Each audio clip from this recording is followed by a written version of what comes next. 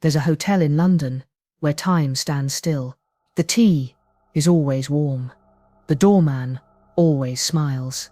And some guests never leave. When Miss Marple arrives at Bertram's, it's meant to be a quiet holiday, but behind lace curtains and linen napkins lies a murder that was never solved, because it was never allowed to be. This is not just a whodunit.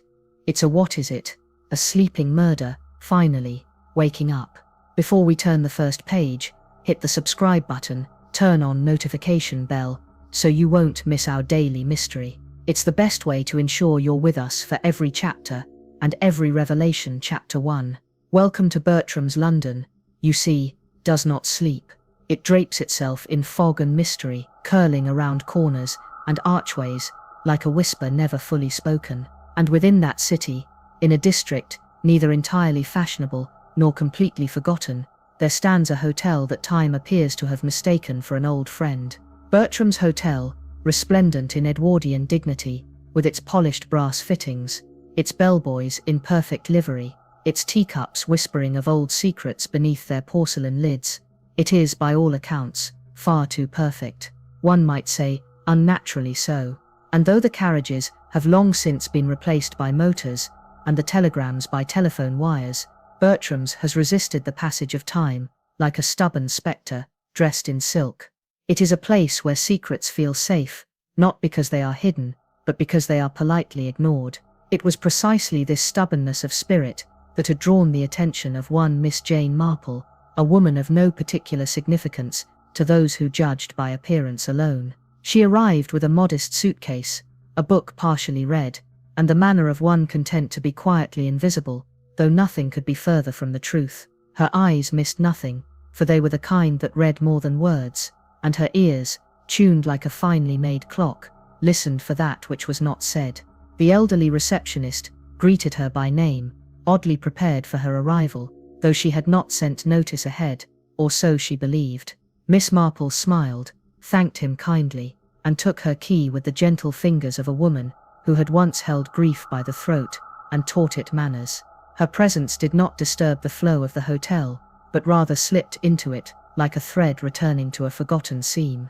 The room she was shown to, number 9, overlooking a garden too manicured to be truly English, was comfortable in every obvious way. The bedding was fresh, the wallpaper as crisp as the morning paper, and the window latch newly oiled. And yet, as she sat with her hands folded neatly in her lap, something tugged at the very edge of her perception. A sound, perhaps, that did not match the season. A scent, yes, faint but persistent, of roses that had never been planted. She made no comment. She simply opened her book and waited. The ticking of the mantel clock seemed too deliberate, as though someone had set it ticking for show, not for time. Elsewhere in the hotel, a young woman was struggling with her reflection. Gwenda Halliday, 26, recently married, possessed of what one might call a modern mind and an old soul, stood before the mirror in her own suite, a hand pressed lightly to her temple. The mirror was round, framed in dark mahogany, and yet she looked into it as though expecting to see something or someone behind her. Her husband had gone out to a meeting, or perhaps it was a luncheon. She hadn't truly listened. There was something about the room that refused to settle into familiarity. The pattern on the curtains matched one she had once seen in a dream. The doorknob to the bathroom turned in precisely the way she remembered from a house her father had rented when she was 7. But she had never been to Bertram's before, or had she? The déjà vu came in waves, not as emotions, but as spatial certainties. She knew where the wardrobe would creak before she opened it, which floorboard would complain beneath her heel, and that beneath the carpet near the fireplace, there would be, yes, a faint ridge where the floor dipped slightly to the left. Her fingers traced it, her eyes narrowed. It wasn't fear that visited her then, but something slower, heavier, a sense of waiting, not hers, but the room's. Even the dust motes in the air seemed to hover just a second too long, as if reluctant to disturb the stillness. In the dining room, beneath chandeliers, dimmed to a nostalgic glow, the other guests moved like well-trained ghosts, smiling, nodding, sipping. Names were spoken softly, as if to keep the past from hearing. Miss Marple, seated by the fireplace with her tea, 2 sugars, no milk, observed not the people themselves, but the cadence of their civility. It was too smooth, too rehearsed. Every waiter moved at the same speed. Every spoon landed in its saucer with the same delicate chime. Perfection, after all, is rarely natural. It is built, maintained, and above all enforced. The piano played in the corner, and though the pianist's fingers moved, no one could quite remember what tune had just finished. Miss Marple's attention shifted as the young woman entered the room. Gwenda, pale, uncertain, searching. Their eyes met only briefly, but in that moment, something passed between them. Not recognition, not exactly, but a kind of shared unease, like passengers on a train, who realize, with dawning concern, that none of them remember boarding. Gwenda sat near the windows, but she glanced back often, not at the room but at the hallway just beyond it, as though expecting someone to enter who never did. The evening passed without remark. Cards were played, light laughter shared, and the hotel exhaled its ritual sigh of contentment. But long after midnight, when the hotel had quieted to the soft creaks of old wood and the occasional murmur of distant footsteps, Gwenda left her room. She walked not as one sleepwalking, but as though led by memory. The hallway she turned into was long, lined with sconces that flickered, though there was no draught. She paused. She should not have known this corridor. It was not on the map given to guests, and yet she did. The third door on the left, yes, that was the one. Her hand reached out, fingers trembling slightly. Behind that door, she knew without knowing, there would be wallpaper the color of dried blood, a rocking chair, and a broken music box. She had never seen these things, she was certain of that. And yet, she remembered the sound the music box made before it stopped abruptly. She remembered the way the light had slanted across the floor. She remembered something, or someone, screaming. The silence wasn't empty, it was watching. If you find yourself drawn into the shadows with us, consider subscribing. There's more to uncover, and every clue matters. Chapter 2.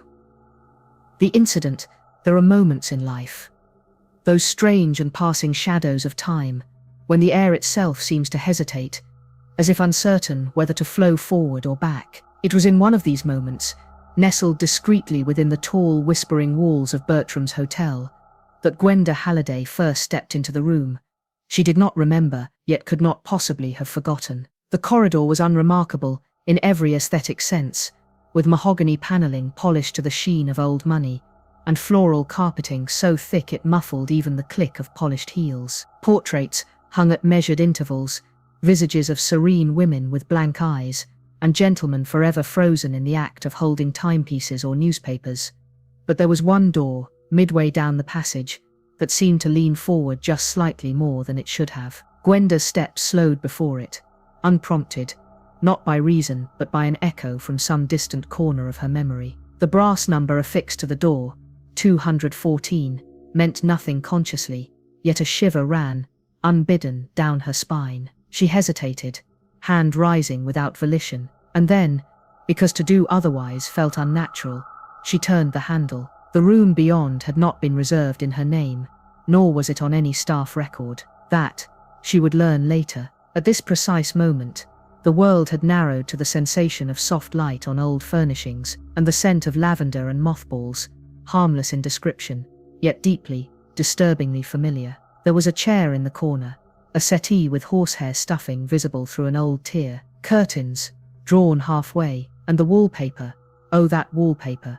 It gripped her mind like the sudden memory of falling. It was a pattern of roses, soft blue outlines against a beige backdrop. Nothing remarkable, nothing garish, but it was the kind of design that, once seen as a child, during a moment of distress, would haunt the subconscious with its delicate repetition. Gwenda stood utterly still, her breathing shallow, her eyes wide, not in surprise, but in recognition so deep it frightened her. She did not move toward the wall. It moved toward her, in a manner of speaking. Her knees gave way, not dramatically, but slowly, as though she was sinking into a warm and terrible bath. Somewhere far away, or perhaps nearby, there was the distant chime of a clock, and then silence. She did not scream, she did not speak, she simply crumpled in on herself, hands clutching at the air, as a vision half-formed pressed itself into her mind. A woman, a scream, a scent like jasmine and iron. The wallpaper had witnessed it. It remembered, and then, quite suddenly, she was not alone. Miss Marple, who had taken to afternoon walks about the corridors under the guise of exercise, though in truth she was gathering impressions, as she always did, had been near. She entered quietly, took one look at the young woman on the floor, and did not speak. Instead, she noted the wallpaper, the position of the light, and the subtle arrangement of furniture that had clearly not been touched in some time. The room, she would later say,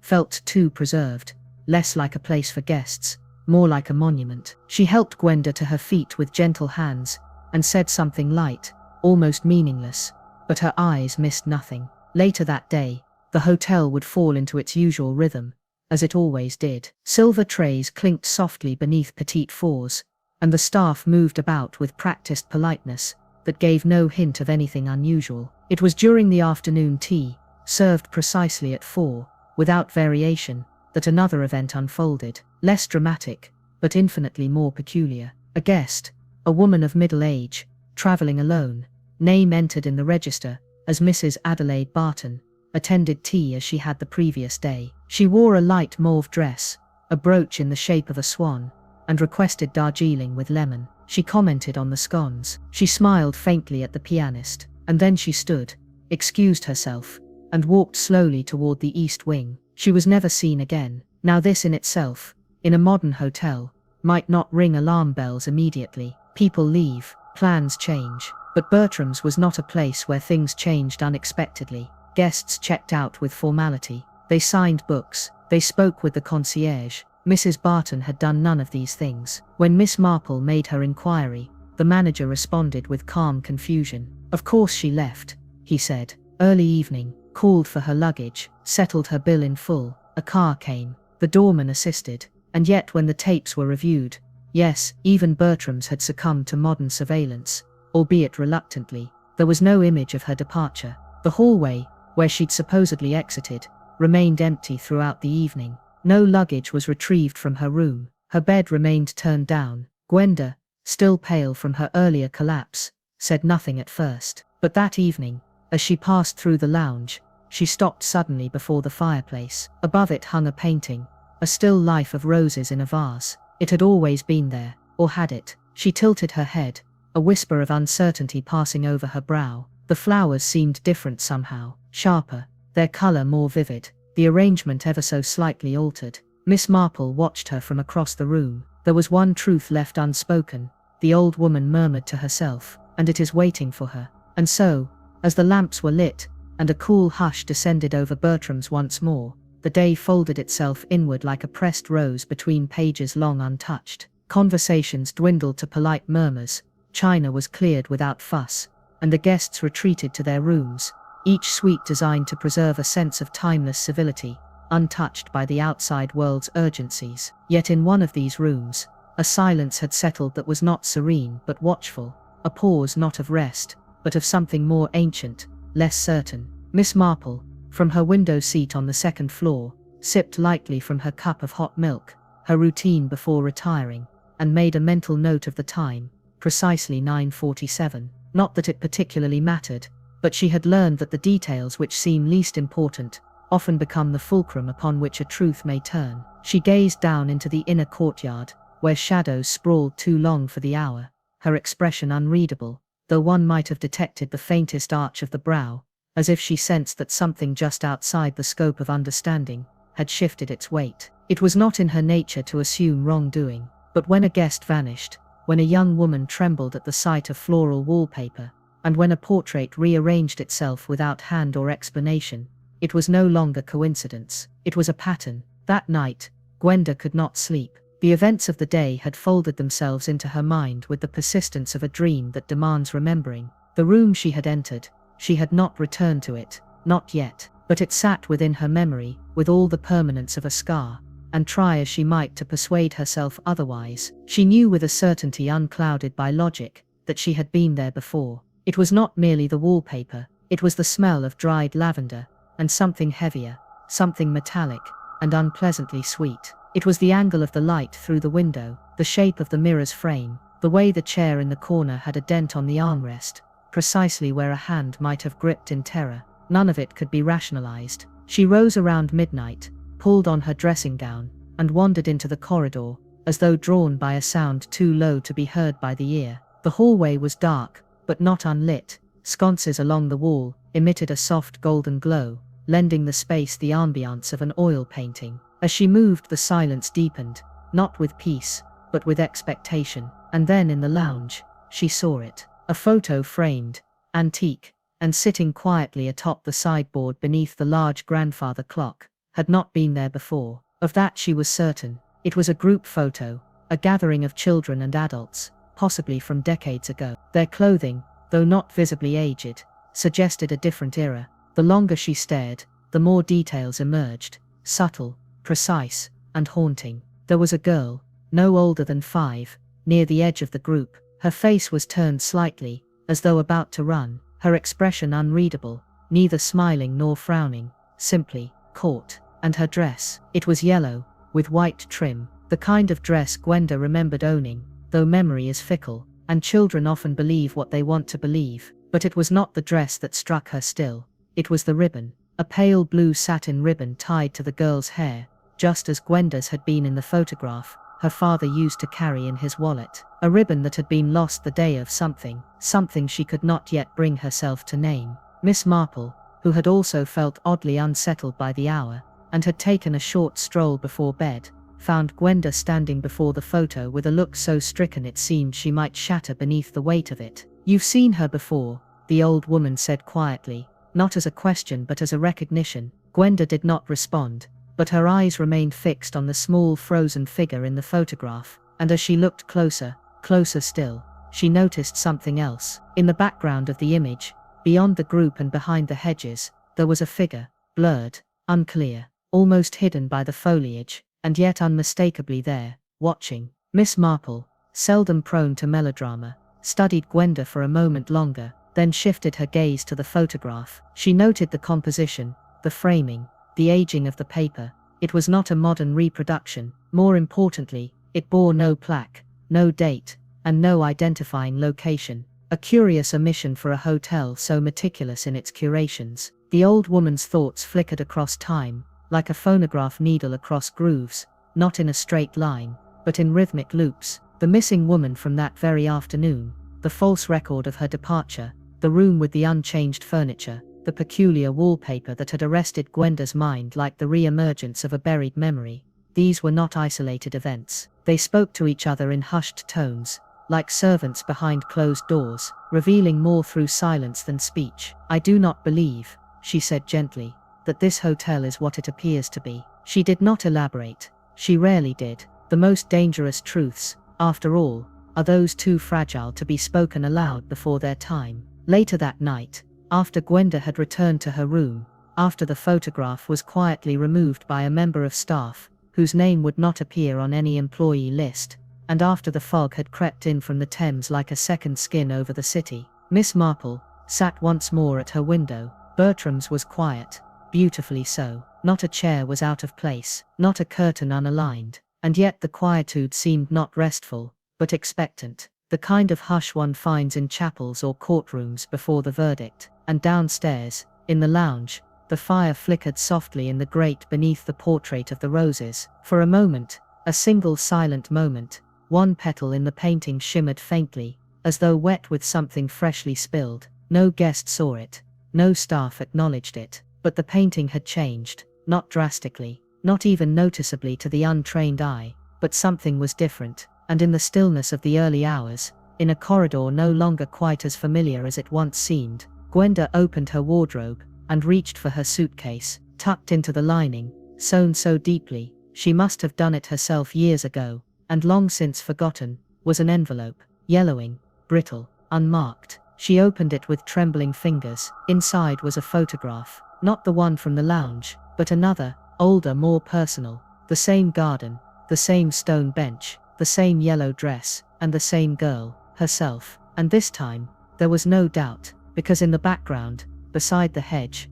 stood her stepmother, Helen, her face caught mid-turn, mid-smile, and behind her, the same man who'd brought her cocoa the night before. wearing the same uniform, holding the same tray. He hadn't aged a day, and as she looked down at the photo, something shifted within her, not recognition, but the prelude to it, as though a door were unlocking inside her mind, revealing not light, but memory, a memory she wasn't ready to face, not yet. The silence wasn't empty, it was watching, and whatever had happened in that room with the roses, it hadn't finished with her, not yet. There was one truth left unspoken, and it was waiting for her.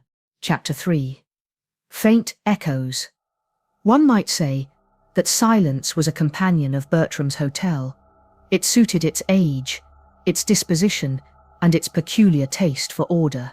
But silence, like old wallpaper, can peel at the corners and reveal the faded structure beneath. And in the days that followed the curious disappearance of Mrs. Adelaide Barton, the silence within Bertram's did not comfort. It hovered. Gwenda Halliday had not spoken of the photo to anyone. Not yet.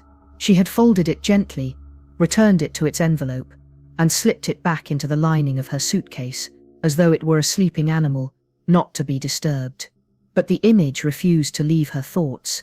It loomed behind her waking moments and coloured her dreams.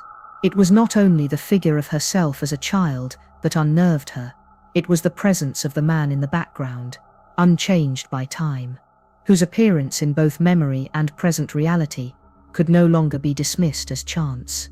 And it was more than a sense of recognition, it was familiarity against her will.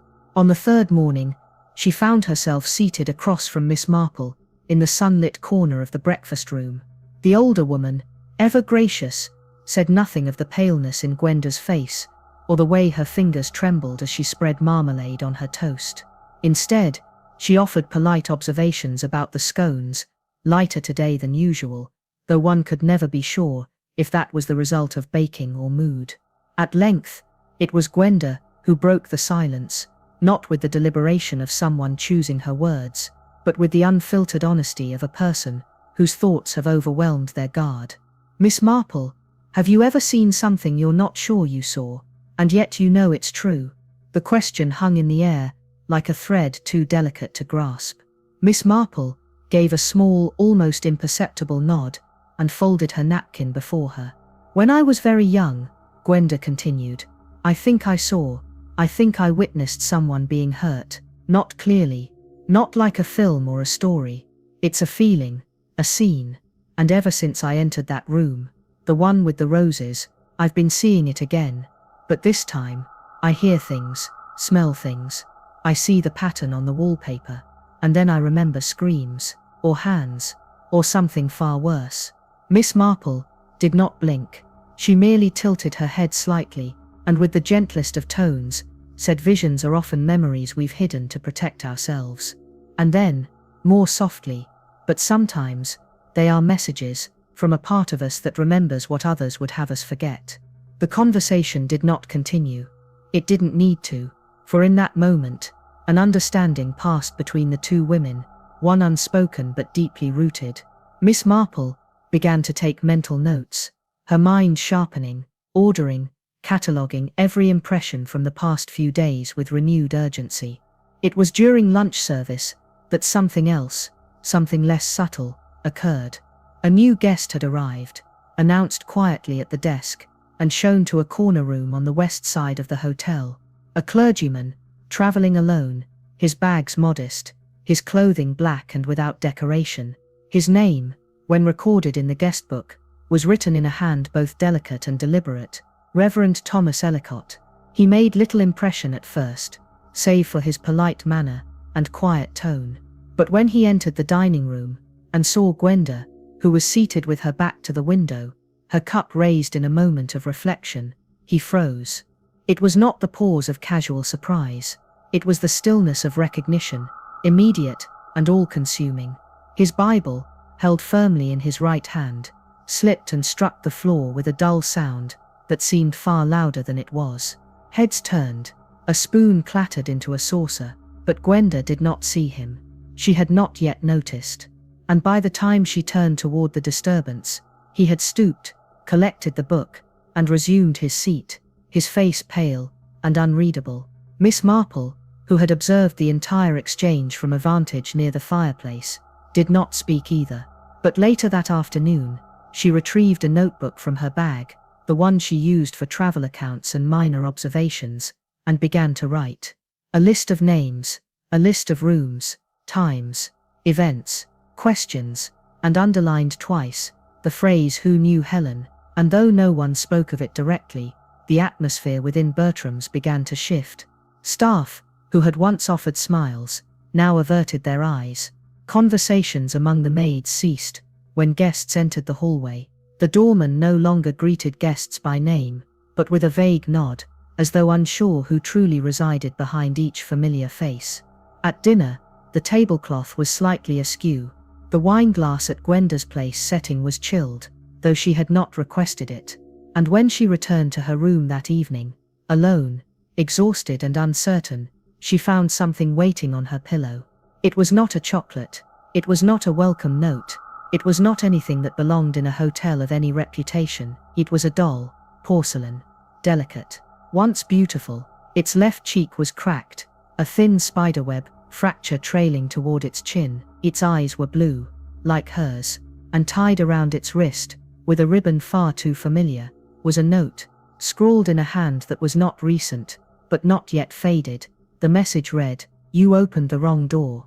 The silence wasn't empty. It was watching. In another setting, a doll on a pillow might be dismissed, a forgotten toy, a child's trinket misplaced by mistake, a curiosity without consequence. But at Bertram's hotel, nothing was ever quite misplaced, and nothing appeared without reason. The doll, pale, cracked, and disturbingly familiar, sat in silence, its painted lips curved in the faintest echo of a smile, as if aware it had been noticed. Gwenda did not scream. She merely stood at the doorway, her body unmoving, her breath shallow. The room behind her, still bathed in the warm amber of evening, faded from her awareness. All she could see was that porcelain face, those glass eyes that gleamed with a reflection that was not from the window, and the note that confirmed, without question, that someone was watching. Not just aware of her presence, but aware of what she had done, what she had opened, what she was beginning to remember. She did not touch it. She backed out slowly, her hand reaching for the brass doorknob, with the caution one reserves for waking a snake. The corridor was empty, of course. It always was when it mattered. No footsteps, no voices, only the muffled hum of distant conversation behind closed doors. She made her way toward the stairs, her mind numb but determined. There was only one person who might understand what this meant. Miss Marple, seated in the library, with a shawl over her shoulders, and a large leather-bound book open before her, not reading it of course, but appearing to, which often allowed others to speak more freely in her presence, looked up as Gwenda entered. She saw the girl's pale face, the tension in her movements, and with a nod of her head, gestured to the seat beside her, and then Gwenda spoke. Not hurriedly, but with a calm that surprised even herself. She described the doll, the note, the sense of recognition that had passed through her like a chill. She mentioned the ribbon, the cracked porcelain, the expression frozen in uncanny amusement, and she described the feeling, not one of fear, exactly, but of inevitability, as if some game long set into motion had simply resumed its next turn. Miss Marple listened, as always, with that particular attention that did not intrude but enveloped. She did not interrupt, she did not question, and when Gwenda finished, there was a long pause before the older woman reached for her notebook once more. She wrote only 2 words, the warning. And below that, why now? For that of course was the question. Why had the doll appeared at this precise moment? Why had the visions returned? Why had the staff become less helpful, more evasive, as though they too were keeping a secret, not from the guests, but from each other? The next morning, the air felt thicker, not humid, exactly, but muffled, the kind of heaviness that lingers in the hours before a storm. Guests moved about the lobby with brisker steps. The pianist, who had played Chopin, with a grace that seemed almost too flawless, now struck a dissonant note, and frowned as if something had tugged at his memory mid-phrase. Even the flowers in the vases, always fresh, always identical, seemed a little too symmetrical, as if arranged by someone unfamiliar with real nature. and relying instead on imitation. The priest, Reverend Ellicott, remained largely unseen throughout the morning, though his room was marked as occupied. When Miss Marple made a polite inquiry at the desk, the clerk, a young man with oddly vacant eyes, replied with a smile that did not quite meet his mouth. The Reverend is at prayer, but the tone suggested something more final, as though prayer were not a location, but an excuse. In the drawing room, a conversation between two elderly ladies drifted across the plush furniture, like the scent of potpourri, light, flowery, but oddly intrusive. "It's always been so peaceful here," one said. "Not like the other places, not like the world." "No," replied the other, sipping her tea. "Nothing ever changes here, not really."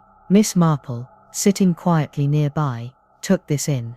She folded her hands, her fingers resting lightly against the notebook she had closed and placed in her lap, and then, with the elegance of someone placing a final piece in a puzzle, she looked up and said, mostly to herself, "But something has changed.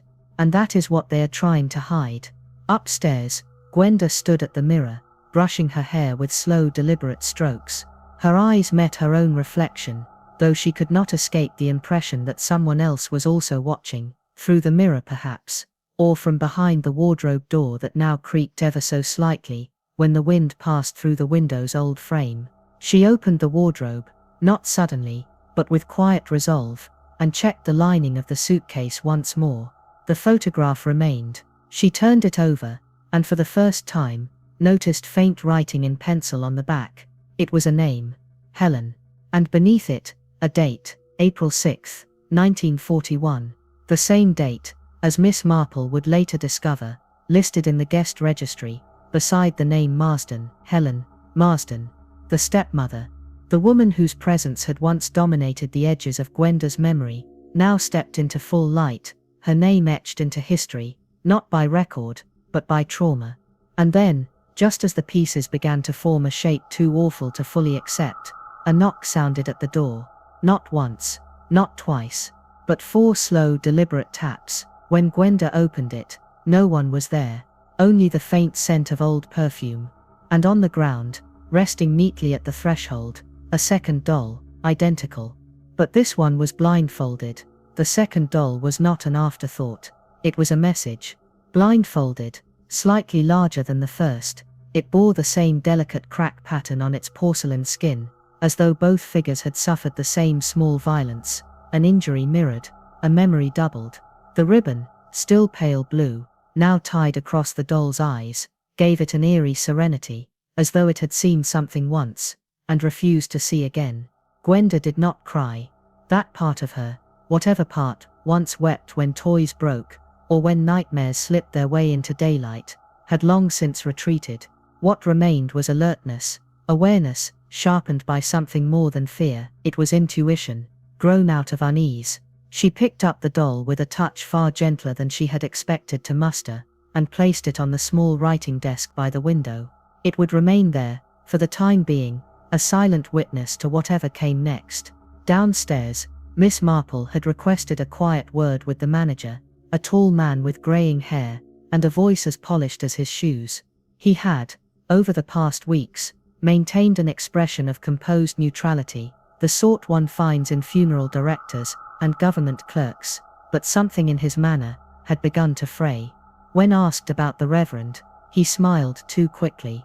When asked about Helen Marsden, he blinked with the faintest hint of recognition, and then denied knowing the name entirely. Miss Marple did not press. Not yet. Instead, she left him with a gentle thank you, and made a note to inquire about the hotel's ownership records. For Bertram's had stood far too long, unchanged, untouched, uninterrupted, and places like that, she had learned, often held secrets not in the shadows, but in plain sight. That evening, the dining room was nearly full, yet quiet, too quiet. Conversations were polite, but muted. The pianist played slower, as though distracted.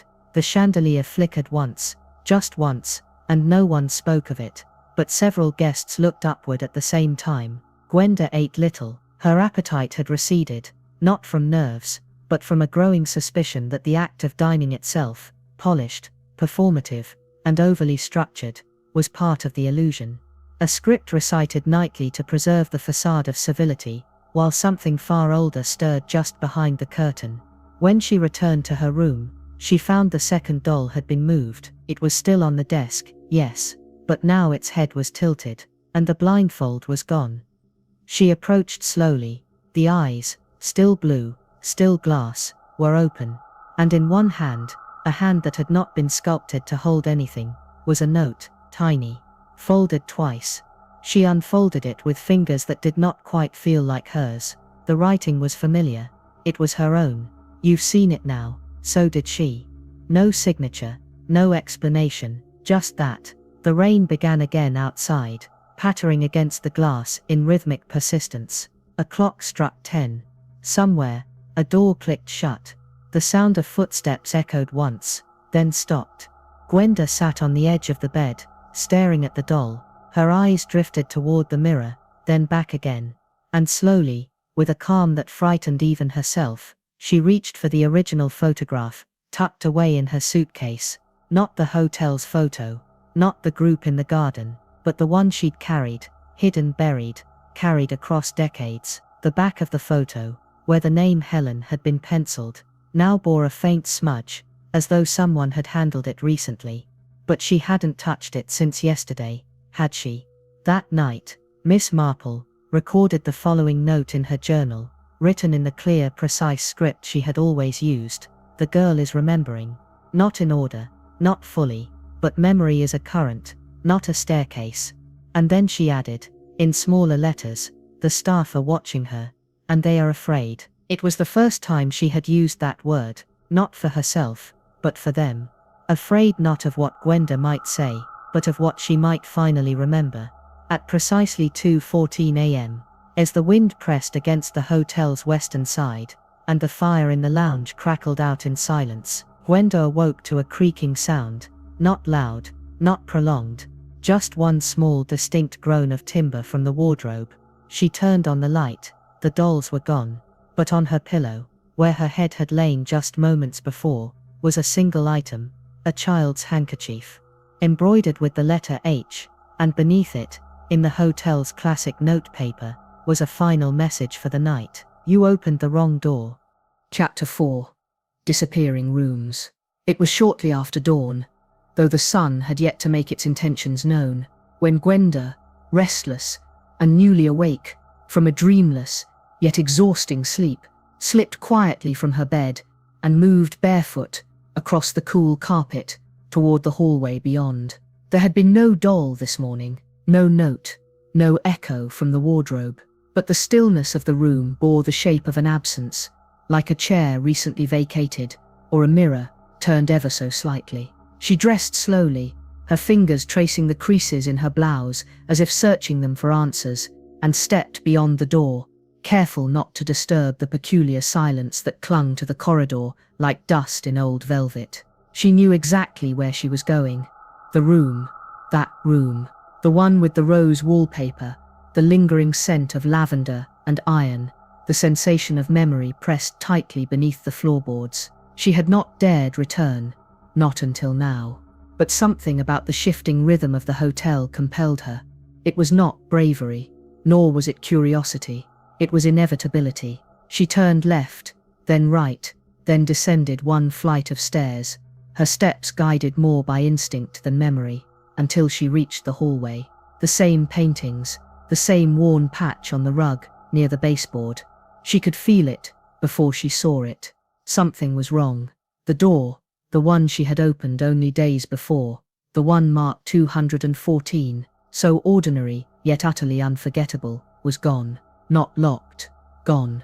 In its place was a wall, seamless, plastered and papered in the same floral print as the rest of the corridor. There was no sign a door had ever existed. No hinge, no mark, no frame, only flat, flawless wall.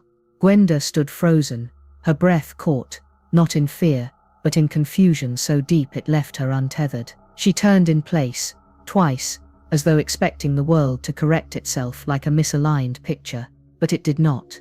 The hallway remained still. The air held no scent of change, and yet everything had shifted, From behind a slightly ajar door at the far end of the corridor came the whisper of voices, low, urgent, muffled by wood and time. She leaned toward the sound, the heel of her shoe brushing lightly against the floor. Changes for her, always her. The words, hushed and almost inaudible, sent a chill racing up her spine. She moved back, step by careful step, until the door fell silent again. Later that morning, Miss Marple observed her from across the breakfast room. The younger woman sat stiffly, hands wrapped around a cup of lukewarm tea, eyes scanning the room without focus. It was not panic in her gaze. It was the calm of someone beginning to understand the rules of a game long in progress, and realizing they had never been given the full set of instructions. When Gwenda finally spoke, her voice was barely above a whisper. "It's gone. The room. I went to find it, and it wasn't there." Miss Marple did not ask which room. She did not ask when.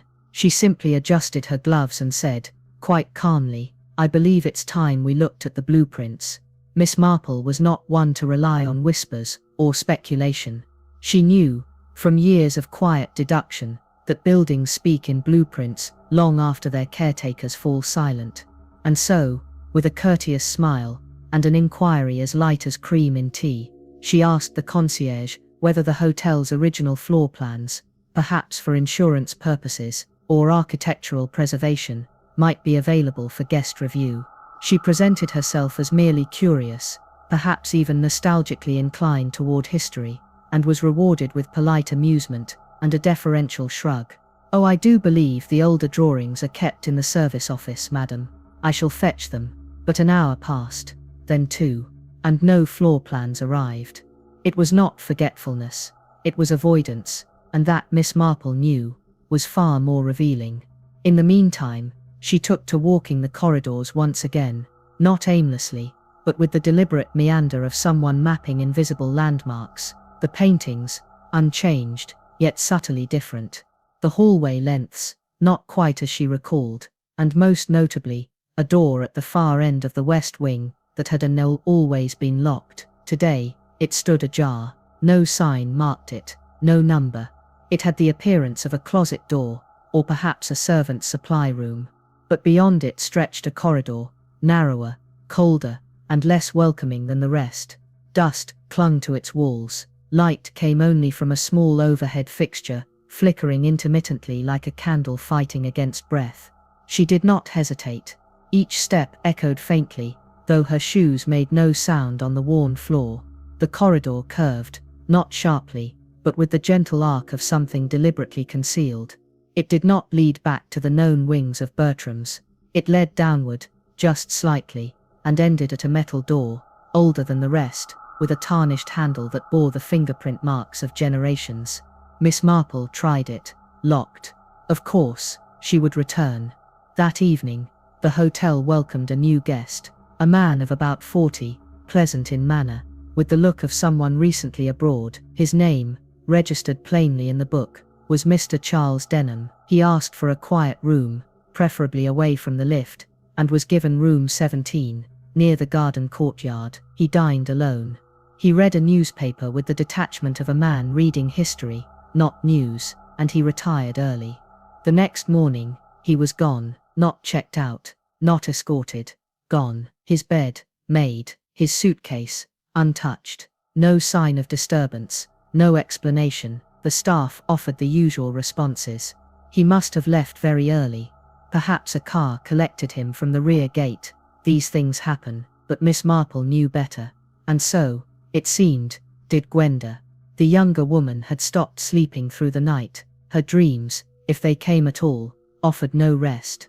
She walked the halls in the early hours, observing the walls, the doors, the subtle changes that others seemed either not to see or not to acknowledge. And it was during one of these nocturnal wanderings, passing once again the space where room 214 had once been, that she noticed something peculiar. A draft. Not a breeze. A draft. A faint stream of air leaking from behind the wall, as if there was space on the other side. Hollow, not solid. She knocked, softly. The sound did not return with the firmness of brick or wood, but with a dull, empty echo. She ran her fingers across the wallpaper, tracing the pattern. It was seamless, yet one rose had 5 petals instead of 4, and beneath it, the faintest seam. Someone had plastered over a door, recently, and not professionally. The morning after Mr. Denham's disappearance, marked only by a name now silently crossed out in the guest ledger, Miss Marple rose earlier than usual. She dressed with deliberate neatness, her brooch pinned precisely, her gloves immaculate, her expression mild, yet her mind was already 10 steps ahead, navigating the unseen contours of Bertram's, like a seasoned cartographer sketching maps from memory and instinct alone. She had seen enough to know that the staff were not merely forgetful, they were complicit, not in misdeeds, perhaps, but in a silence cultivated carefully over time. A collective hush that hummed like low music beneath the bustle of trays and turned down bedsheets. There were places within the hotel that guests were never meant to see, and things that even the staff only referred to obliquely, if at all. So it was, on the pretext of having misplaced a walking stick she did not own, that she requested to look through the hotel's lost property and inventory storeroom. The young assistant at the desk, perhaps too new to understand which doors were meant to remain closed, obliged with a key and a soft apology. Miss Marple thanked him with such gentility that he failed to notice the quiet resolve in her voice, the kind that did not ask, but knew it would be answered.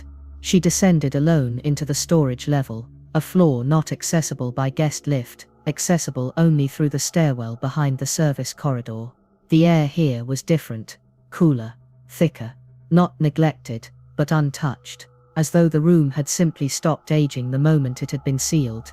The storeroom itself was not large, shelves lined the walls, cluttered with hat boxes, tea sets, retired lamp fixtures, and crates of stationery bearing older logos. Dust layered gently over everything, like a shroud of forgetfulness. But what drew her attention, immediately instinctively, was a battered desk in the far corner, beside an old trunk with cracked leather bindings. The desk had 3 drawers, the top 2 contained nothing of consequence, outdated menus, broken pens, unused matchbooks, but the bottom drawer, when opened, resisted slightly before yielding. Inside, nestled among sheets of faded stationery and unopened envelopes, was a book, a ledger. She opened it. It was not a guest book, nor a reservation register. It was something older, perhaps a maintenance or occupancy log, dating back decades. She flipped through the pages, her eyes scanning entries handwritten in careful script, each one denoting a room number, a date, and a name. The handwriting did not change. The ink aged, yes, but the strokes, the shape of the M, the curl of the S, the way the A, looped beneath itself, remained eerily consistent. She moved slowly toward the section marked 1941, and then she found it.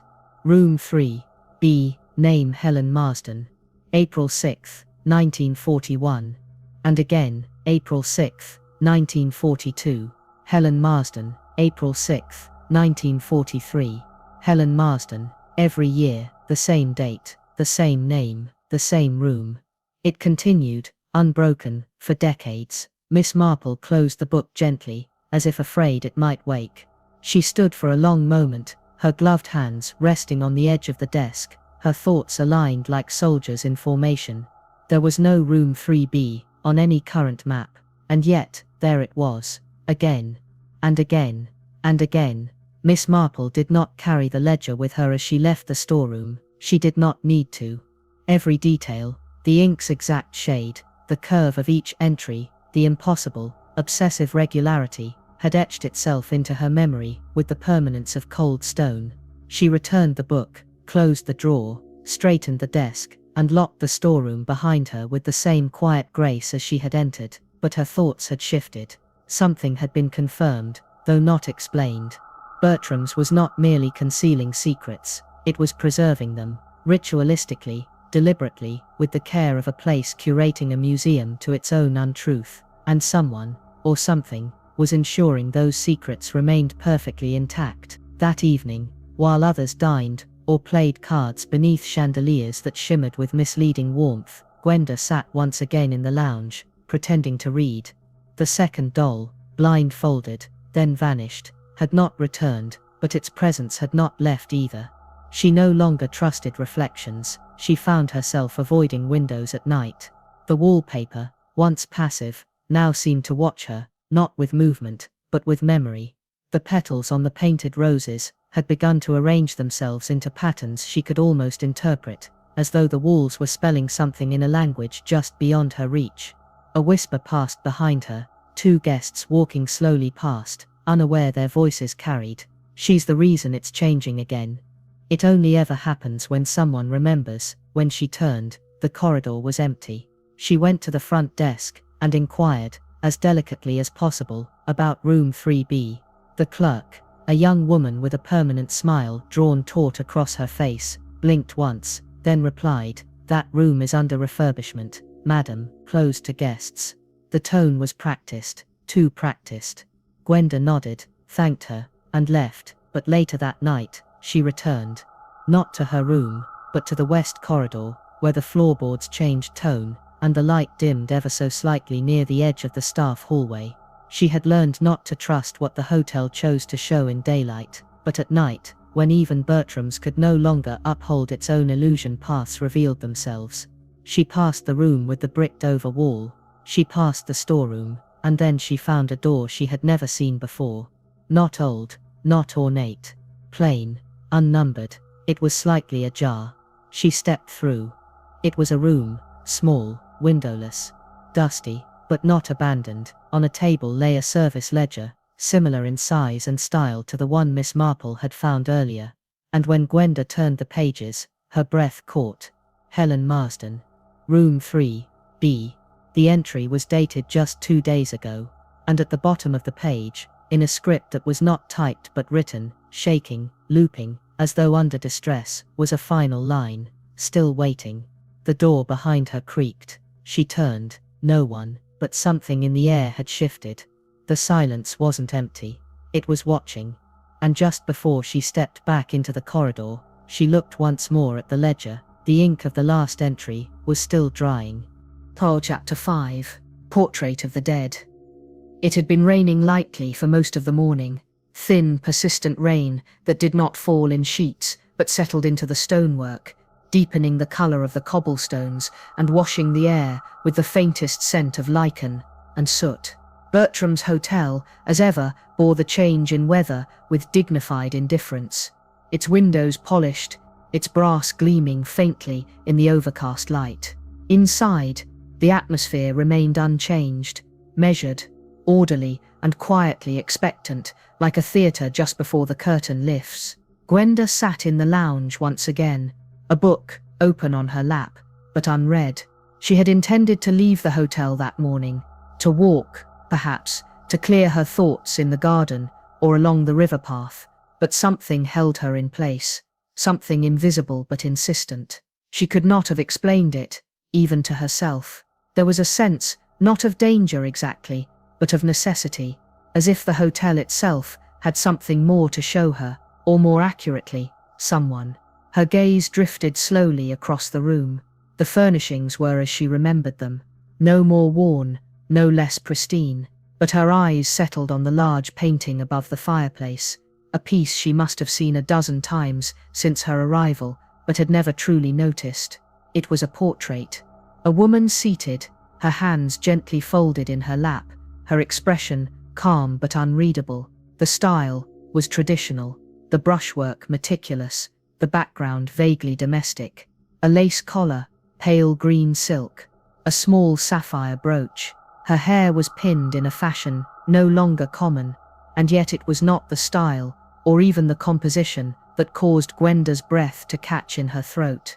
It was the face, not familiar in the way of a memory, but deeper, a recognition that lives in the bones, not the mind. She had seen that face once before, not in photographs or portraits or newspapers, but in motion, in pain, in the fractured recollections that had haunted her since childhood. It was her stepmother, Helen. There was no plaque beneath the painting, no title, no artist's signature visible. It hung in silent authority above the hearth, part of the scenery, part of the story. Miss Marple, seated quietly nearby with a cup of chamomile, noticed Gwenda's sudden stillness and followed her line of sight. She said nothing at first. Her eyes narrowed slightly, not in suspicion, but in concentration. Gwenda spoke at last, her voice low, almost broken by disbelief. That's her. I'd forgotten her face. Or perhaps, I never let myself remember it. Miss Marple folded her hands in her lap, and waited. They told me she'd gone abroad, that she'd left us, that my father was devastated, but she'd made a choice. And I believed them. I had to. I was so young, but I remember now. She turned, her eyes wide, not with fear, but with the terrible clarity that comes when one's past stops hiding. I saw it. I saw her fall. I saw someone push her. I saw her eyes just before, and then everything went dark. I screamed, but no one listened, and when I spoke of it later, they told me I'd imagined it. Miss Marple, still silent, leaned forward slightly. There was no need to prompt further. Gwenda continued, the words spilling now, not fast but fluid, like something rehearsed many times alone in the dark. It happened in a house. I don't know where, but there was a staircase, and a red carpet, and the smell of polish, and something sharp. I remember someone saying, "Don't let her see," and then someone closed the door. Miss Marple, after a long pause, nodded once. Memory is rarely linear, my dear, and rarely wrong. What you saw may not yet be complete, but that painting was not chosen idly. The fire beneath the portrait cracked suddenly, sending a sharp report through the lounge. No one flinched, except Gwenda. "Why is she here?" she whispered. "Why would her portrait be here, in this place? How could it be?" Miss Marple stood slowly, her cane resting lightly in her gloved hand. She looked at the painting once more. "Perhaps," she said, "because she never left." The painting did not move. Paintings never do, but it changed. Not in any physical way detectable by casual observation. No brushstroke shifted, no hue faded, no corner curled, but it changed in the way music sounds different, depending on who listens, or how an old letter can read like a confession, once you know what to look for. The portrait of Helen Marsden, if indeed that was her name, when the canvas was born, remained exactly as it was, and yet not the same. Gwenda noticed it first that evening, seated again in the lounge, her back to the fire, glancing over her shoulder more often than was necessary. The woman's expression was calm, as before, but the hands, those long pale fingers laced together in her lap, seemed slightly more tense, and the brooch, once so vivid in color, looked dulled, as if ash had settled over it. The smile was still there, but now it seemed less serene, and more private, as though the subject of the painting were keeping something from the viewer, or perhaps from herself. Guests came and went beneath the painting, sipping sherry, unfolding broadsheets, making conversation of trains, and telegrams, and gardens. None looked up. The portrait did not appear in any hotel brochures, nor was it listed on any catalogue of artworks on display. And when Gwenda asked a passing staff member about it, a maid with downcast eyes, and a voice that barely rose above a whisper, she received only a blank look, and a soft, "What painting, madam?" The denial was not malicious, it was practiced. Miss Marple, after another long walk through the west wing where light bulbs flickered, despite being recently changed, and carpets showed signs of footsteps where none had walked, returned to the lounge, just after dusk. She found Gwenda not reading, not drinking tea, but sitting perfectly still, facing the portrait, as though it were a person. She did not look away as the older woman approached. "Have you remembered anything more?" Marple asked gently. Gwenda nodded slowly, not like a story, not even like a dream, just feelings. The house was not our home. We were guests, or hiding. I think we had been sent away for a time. There was a room upstairs I wasn't allowed to enter, and there was a man here. Her voice faltered. He wasn't family, but he acted like he had authority. I remember hating him. His hands were always polished, like he washed them too often. Marple said nothing, but filed the detail away. That sort of man usually left a trail, not always visible, but always traceable. And there was a night, Gwenda continued, voice lower, when my stepmother told me to hide. She looked afraid.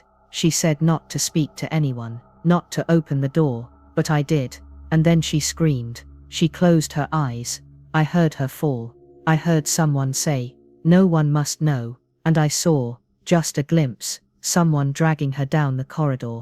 That's all. And then, nothing. Until now. The fire behind them shifted, throwing light across the carpet. The painting above glowed faintly. In the flickering, the woman's expression seemed to soften again, but now it looked like sadness, like apology. That night, Gwenda returned to her room and found a fresh vase of white lilies on her bedside table. She had not ordered them. She had not told anyone they were her stepmother's favorite, and yet there they were. Beneath the vase, folded into a small square, was a card. No writing, just an embossed symbol. A brooch, a sapphire, set in gold. The lilies remained untouched throughout the evening, their scent growing stronger in the closed space of the room, sweet, overripe, and faintly metallic. Gwenda lay on the bed, fully dressed, eyes fixed on the ceiling, as fragments of memory, uninvited and unresolved, drifted in and out of consciousness, like ships on a dark tide. She had ceased trying to make sense of them in order. Memory did not work like a story, but more like a map one had to feel, rather than read. Miss Marple, meanwhile, sat in the library, the portrait of Helen, still occupying her thoughts with a weight that logic could not diminish. She had begun to suspect that the woman in the painting was not merely a fixture of the hotel's strange decor, but a keystone, an anchor that tethered all the other events to a time and motive left deliberately obscured. A woman painted so vividly, yet left unsigned and unnamed, whose face haunted only one guest, whose very presence was denied by staff. Such a figure did not remain, unless someone insisted upon it.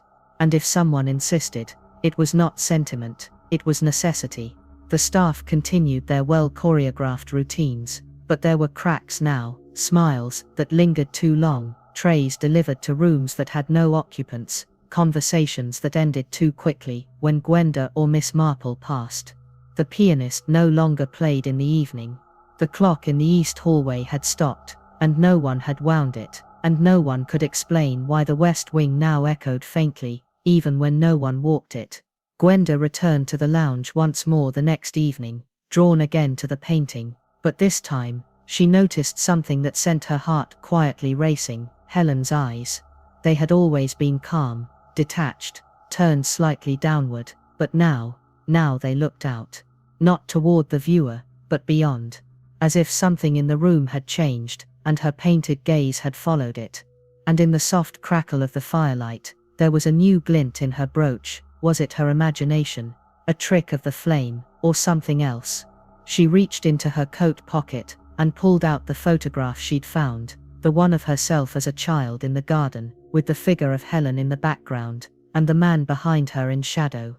She looked up. The background in the painting, the curtain, the armchair, the flowers on the side table, was not generic, it was real. It was Bertram's lounge. Helen had not merely been painted, she had been placed, and perhaps she had never truly left. That night, as the lamps dimmed and the hotel slipped into its ritual hush, Gwenda dreamed again, not wildly, not abstractly, but vividly. She was in the corridor of the old house, the red carpet, the mahogany banister, the sharp scent of polish, and something iron sweet. She could hear voices in the next room. She opened the door, and there was Helen, looking at her, mouth open in warning, but there was no sound, only a man's voice behind her, low, commanding, "Close the door," and then blackness. She woke, gasping, sitting upright in her bed, her eyes adjusted to the dim glow of the moon filtering through the curtains, and then she heard it, a whisper. So close it felt as if it had been spoken beside her ear. 5 words. Soft, intentional, measured. "You buried the truth." She turned. No one. But on the bedside table, beside the lilies, now browning, with their petals falling, lay something new, a single glove. White. Too small for a man, too elegant for a servant, too familiar to be coincidence. It was hers, but not from this lifetime. Chapter 6. Juists of the registry. It was some time between the last of the breakfast trays being cleared and the pianist's late morning scales echoing faintly from the drawing room when Miss Marple slipped behind the staff counter, not unnoticed, but unquestioned. At Bertram's hotel, the art of looking as though one belongs is worth more than a signed permission slip, and Miss Marple had long mastered the quiet insistence of legitimacy. She moved with purpose, but not haste, pausing occasionally to glance politely at anyone who might raise a brow, though none did. Perhaps because they didn't see her, or perhaps because they chose not to. Regardless, she reached the small door beside the porter's desk, marked staff only, slipped through, and found herself in the records alcove, a narrow, paper-scented passage of filing cabinets, oil lamps, and a single small window shuttered against the sun. The hotel's registry books were arranged not by year, but by wing, as if the architecture of Bertram's had been allowed to dictate the structure of its own memory. West wing, east wing, garden rooms, parlour suites, and one unlabelled volume, bound in faded green cloth. She opened it.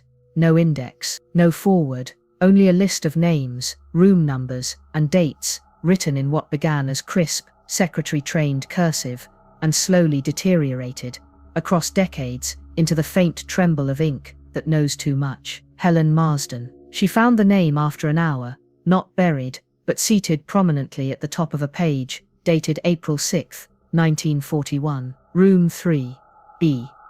Just as it had been written in the ledger she'd discovered days earlier in the storeroom, and again on April 6, 1942, and again, and again. But here, unlike in the storeroom ledger, something more chilling became apparent. There was no death record, no final notation, no checkout time, no signature, no amendment to indicate a change of address or reassignment of the suite. Just the name, uncrossed, unfinished. Miss Marple traced the ink with her gloved fingertip.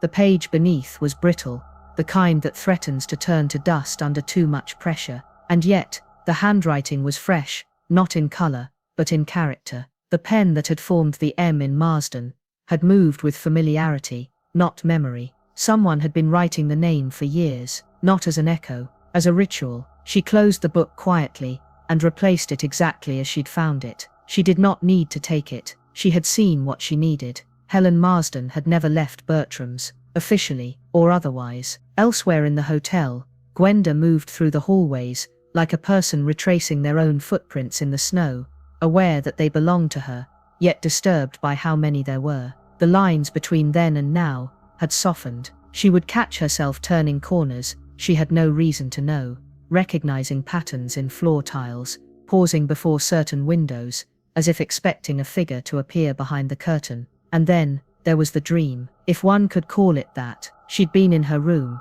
No, not her room, but a room shaped exactly like it, with the same mirror, the same floor lamp, the same scent of distant damp. She had turned to the wall opposite the bed and seen something she could not explain, not writing, not art, but a door, seamless, without handle or hinge, painted over, but there. And from the other side, she had heard laughter, a child's, and a woman sobbing. She had awoken suddenly, her hand reaching for the notepad on the bedside table, before she even registered the gesture, and she'd written, without looking, behind the wardrobe. That morning, the furniture had been moved. The wardrobe had been moved, perhaps not recently, but recently enough that the carpet beneath it was less faded, its pile unflattened. Gwenda ran her fingers along the wainscot behind it, tapping gently, listening not for hollowness, but for difference. And there it was, no louder than the change in pitch when a heartbeat skips. A seam, vertical, barely perceptible. She pressed her palm flat against the panel. No movement, no latch, but when she shifted her weight forward, almost as though leaning into the memory itself, she heard it. A click. The panel opened inward, by less than an inch. She stepped back, pulse fluttering. The scent that emerged was not must or mildew, but something colder, like untouched air. The space beyond was narrow, barely wider than her shoulders, but it went on. She reached for the bedside lamp and carried it carefully into the opening. The passage was lined with raw boards, the kind not meant for decoration, only function. It led downward, gently sloping, barely perceptible, but descending all the same. And though her feet found the path cautiously, her mind raced ahead. This was not fantasy. It was memory. She had been here before, not in dreams, in childhood. A housekeeper had chased her once, gently scolding, telling her to stay out of the servants' way, though no one had ever mentioned a second corridor. And her stepmother, Helen, had once said, "Don't go behind the walls, darling. Some things are best left hidden." At the time, it had made no sense. Now it made too much. She followed the passage as far as she dared, counting paces, noting each turn. At last it ended, not in a room, but in a panel, exactly like the one in her own room, but opposite. She touched it lightly. It didn't move, but her hand came away streaked with dust and something darker. Old ink, perhaps. Or no, she didn't allow the thought to finish. That night, she told Miss Marple everything. The older woman listened intently, nodding occasionally, making notes in a small leather journal she never allowed out of her sight. When Gwenda finished describing the passage, the sloped floor, the change in air, Miss Marple looked up sharply. "You said it descended." "Yes, barely. But yes." "Then it was not a passage of convenience," she said. "It was meant to lead away, not just out." "Down. To where?" Gwenda asked. Miss Marple looked over her spectacles, her voice almost inaudible. "To whatever someone meant, never to be found." The next morning, the hallway outside Gwenda's room smelled faintly of lemon oil and turpentine, an odd combination at that hour. She followed the scent to the service corridor, where a painter stood in front of a wall, carefully sealing the edges of a newly installed panel with fresh paint that matched the hallway precisely. It was the wall that hid her passage. When she asked what had been done, the painter looked confused, then startled. "I don't know, madam. Instructions came from the manager, said it needed sealing. Old maintenance route. Nothing important." He wouldn't meet her eyes. The air behind the wall was now quiet, but it hadn't always been. That afternoon, Miss Marple returned to the archive room beneath the staff corridor. She hadn't expected the green registry book to be gone, but it was. In its place was a newer volume, glossy, with freshly typed labels. The old logbooks, she was told, had been sent for restoration. She made no comment, but in her notebook, she wrote a name, Helen Marston, and beneath it, erased from paper, not from place. By the time twilight rolled in, carrying with it the faint scent of evening rain and soot from distant chimneys, Gwenda had begun to feel the hotel shifting again, not physically, but perceptually. Familiar corridors felt longer, doors seemed closer together, as though someone had rearranged the building's proportions just slightly during the night. A portrait on the third floor had changed, its frame newer, its subject unfamiliar, but when she asked about it, the staff insisted it had always been that way. Always. She had learned not to argue with their always. It was during her return to her room, after another long conversation with Miss Marple, this one looping back to the phrase spoken in her sleep, "You buried the truth," that she noticed a faint creak beneath the window, not loud, not threatening, just a sound different enough to be noticed, the kind of sound an old building makes when it forgets to lie. She moved the chair from beneath the sill, and knelt. The floorboard, unlike the others, had a groove, not a seam, a groove, as if it had been lifted before, or as if someone, long ago, had hidden something beneath it, trusting that only memory, not maps, would ever retrieve it. With the blade of a letter opener, she pried it loose, and there, in the narrow, dust-choked space beneath the wood, was a bundle, not thick, but deliberate. Drawings, children's drawings, folded and pressed together, paper yellowed, edges fraying. She pulled them out carefully, as one might unearth an artifact too fragile for light. They were done in pencil, crayon, a few smudged with what looked like old candle wax, or perhaps something else. The first image was of a house, long, narrow, crooked, with too many windows, a child's perspective of a large place perhaps. The lines were uneven, but not uncertain. The second was a figure, small, with red hair, stick limbs, and a ribbon in her hair. Beside her, a taller woman, mouth open in a scream, and from the woman's neck, a black line, drawn thickly, repeated, almost carved into the paper with force. The third drawing was the most disturbing. It showed a staircase, at the top, a shape falling, at the bottom, another figure watching, but unlike the childlike simplicity of the other characters, the watcher had no face, just black, filled in, a void. Gwenda's hands shook. She turned the drawings over, one by one, half hoping they would prove false, but each was signed, in faint, careful handwriting. GH, age 5, her own initials, her own childhood, proof that she had seen, that she had known, and that someone had tried to make her forget. Behind her, the mirror flickered, not in light, but in reflection. The air shifted, as if the room had sighed. She turned quickly. No one. But when she looked again to the floor, something else caught her eye. Beneath the drawings, beneath the dust, half lodged in the narrow joist, a fourth image, drawn hastily. It was a room, not hers, but she knew it. Wallpaper of blue roses, and written at the bottom, in crayon, "She sleeps here." That night, as the hotel settled into its curated stillness, and the lamps flickered out one by one, Miss Marple wrote a final note in her book. Some ghosts reside not in places, but in ink. And as Gwenda closed her eyes, unsure whether she would dream or remember, a voice whispered across the dark room, as soft as breath, and sharp as truth. "You buried the truth." But now, it was digging its way back out. Chapter 7. The Hidden Room. If a place wishes not to be found, it has a peculiar way of folding itself out of memory, like a page turned too quickly, its contents missed, its presence doubted. Yet there are times, and Bertram's was among them, when a place that does not want to be found makes a single irrevocable error. It leaves behind someone who remembers. Miss Marple held the small drawing in her gloved hand, studying the crayon lines as though they had been rendered by an artist far older than 5. It was not merely a sketch. It was a map, a child's rendering of the hotel's corridors, crude and uncertain, but containing one vital truth. Behind the hallway, Gwenda had remembered, behind the sealed-off wall, and beneath the passage, that sloped too deliberately downward, was not storage, not foundation, but a room drawn in vivid blue and rose, a room that by every official account did not exist, and yet it did, with nothing more than a lantern, a key she had not asked for, but mysteriously found in her reticule that morning, and a worn pair of shoes she reserved for days when mud and silence were more useful than questions. Miss Marple met Gwenda just before midnight, near the linen closets on the east stairwell. No one saw them.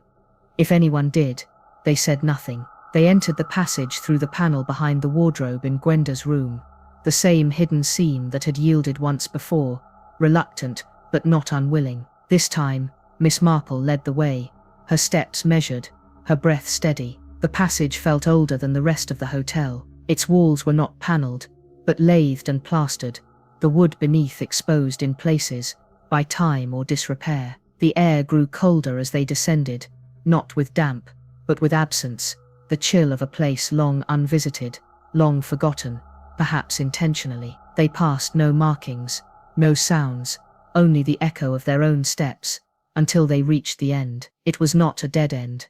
It was a door, simple, wooden, painted long ago, and now peeling. There was no handle, only a keyhole. Miss Marple produced the key, and turned it slowly. It resisted, just slightly, and then yielded with a soft internal sigh. The door swung open. They stepped inside. What they saw was not ruin, nor decay. It was not horror in the conventional sense. It was worse. The room had been untouched. It was not abandoned. It had been preserved. A Victorian suite, elegant, quiet, perfect in every detail. The wallpaper, once white with floral trim, had yellowed with age but remained whole. The furnishings were ornate, but not ostentatious. A velvet settee, a mirrored vanity, an armchair by a fireplace long cold. On the mantel sat a porcelain clock, frozen forever at 4:12. On the nightstand, beside a crystal lamp and a handkerchief box, sat a book, a diary. The bed was made, perfectly, the pillow dented. Recently, Gwenda moved first, her hands trembling not from cold, but from recognition. This was hers, she said softly. Helen's.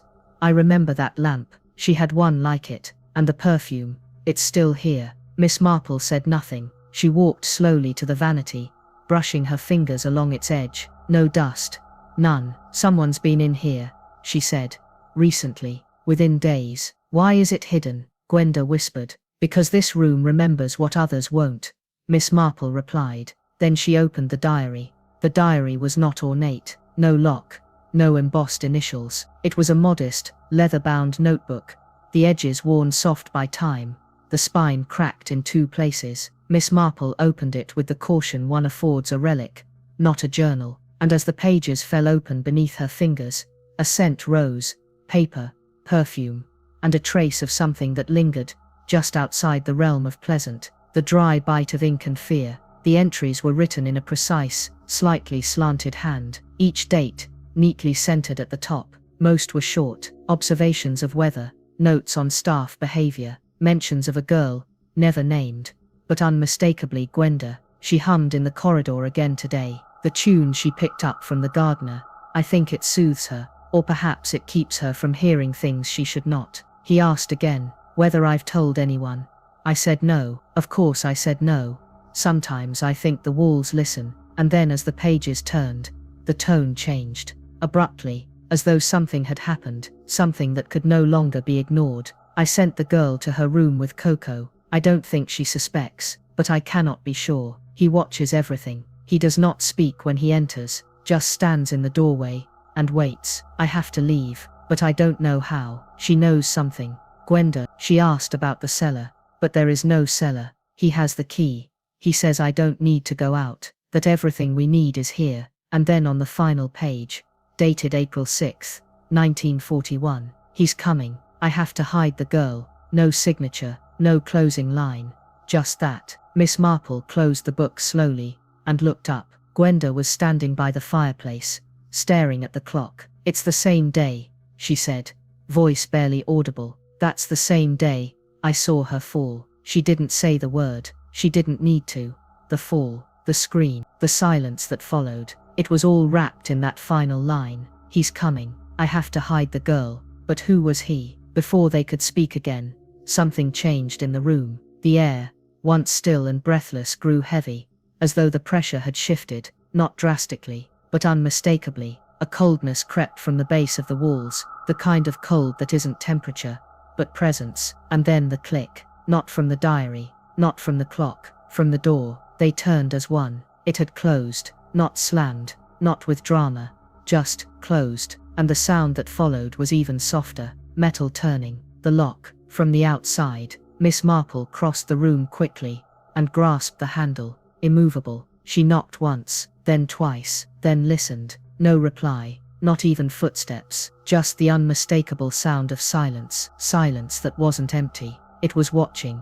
The handle remained stubborn beneath Miss Marple's hand, cold, unmoving, final. It was not simply a matter of a faulty latch or a warped frame. This was deliberate. She turned back to Gwenda, who stood very still in the center of the room, the diary still open in her hands, its final words a fresh wound across the silence. He's coming. I have to hide the girl. The lamp flickered slightly, not from lack of oil, from breath, not theirs. They were not alone. Miss Marple did not raise her voice. She simply said, calmly, do not panic. This place is old.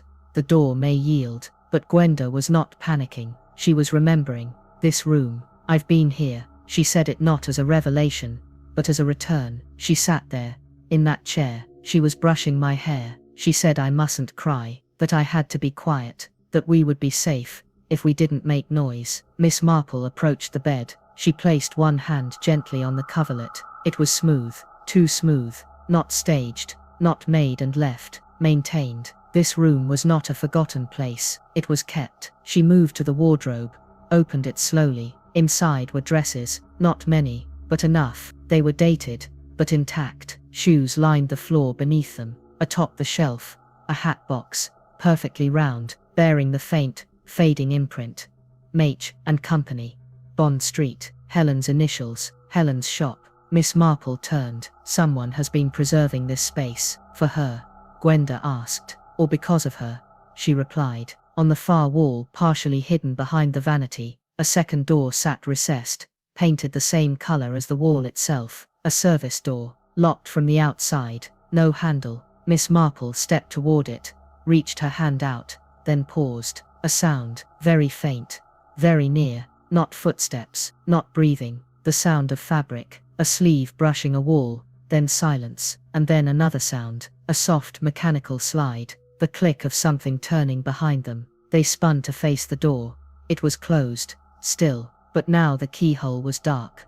Not empty, dark. "Someone's there," Gwenda whispered. "They wanted us to find this," Miss Marple replied, her voice low, even, but not to leave. The clock on the mantel had not moved since they'd entered, but now, without warning, it chimed. Once, the sound echoed like a dropped teacup, and as it did, something behind the curtain moved. Not fully, not violently, just enough. Gwenda stepped back, and then the lamp extinguished itself. No wind, no draft, just a flick, and dark. In that instant, there was movement behind them, fast, precise. The door. They turned. The keyhole now glinted, a gloved hand, leather, black, smooth. With care it turned the key back into the lock, and then footsteps, fading, not rushing, walking away, leaving them inside, sealed. Miss Marple stepped forward, and placed her hand on the door again, still locked. Behind them, the diary sat on the floor, its last page still open, the ink of the final line, "He's coming. I have to hide the girl," had begun to blur, not with time, with moisture, as though the paper itself was weeping. Chapter 8. Memories. Return. The room had grown colder, not by degrees, but by presence. Time inside, it moved differently, slower, deeper, heavier, as though the air itself carried memory. And in that stillness, Gwenda sat on the edge of the untouched bed, the diary once more closed on her lap, her eyes no longer fixed on the door they could not open, but on the mirror beside it, not watching herself, but waiting for something to surface. Miss Marple had taken to pacing, not in frustration, but in calculation. She examined the wardrobe again, the moulding along the ceiling, the edges of the carpet. Everything was perfect. Too perfect. There was no dust because someone tended to it. There were no cobwebs because someone cleared them. This room was not sealed for secrecy. It was preserved for ritual, and ritual, she knew, is never without intention. "This room," she said at last, "is a memory, built to keep one moment alive, or to keep all other moments out." Gwenda did not respond, because she was beginning to remember, not in fragments, not in flashes, but in sequence. The scream, the stairs, the red carpet, the scent of lavender, iron, polish, and hands, gloved hands, lifting, dragging, pulling. Her stepmother, Helen, fighting, crying out. A word repeated, "No," over and over, softer, then gone. "I saw it," she whispered, not to Miss Marple, but to the memory. "I saw her fall." But she didn't fall. She was pushed. She stood abruptly. He was there, right there, at the top of the stairs. "I remember his shoes, black, polished, but not new." Miss Marple moved closer. "Did you see his face?" Gwenda closed her eyes. "No, I was beneath the banister. She told me to hide. I was behind the curtain, but I saw him step past. I saw his gloves. I saw something shine." "What sort of something?" "Jewelry. A ring, gold, with a green stone. I remember it because it caught the light when he reached down." She opened her eyes. "He wore a uniform, hotel staff." The word hung there, too large, too loud. Not a guest, not a stranger, one of them. Miss Marple did not rush. Panic is a poor companion to reasoning, and urgency had never been her preferred tool. Instead, she circled the room with the gentle deliberation of someone examining a painting, whose deeper meaning was hidden between strokes. The door remained locked. The fireplace, though once functional, was now sealed with plaster behind its grate. No passage, no chute. The window, bricked behind thick velvet drapes, not merely closed off from the hotel's exterior, but removed from the hotel's memory altogether. And yet, something in the room was shifting. Not in structure, in air. It wasn't colder now. It was closer. Behind the wardrobe, a narrow seam caught her eye. She examined the baseboard, notched, worn by touch. She tapped once, then twice, and heard the faintest echo of metal behind the wall. Not a pipe, a shaft. She ran her hand upward, and there, just above shoulder height, her fingers touched a hinge, a panel, camouflaged by design. She pressed. It gave. Inside, a narrow vertical space, barely wide enough for a person, but lined in steel, with worn wooden slats spaced every 3 feet. On one side, a metal rope, and at the bottom, a small platform, a dumbwaiter. Old, unused, but not broken. Gwenda peered over her shoulder. Is it safe?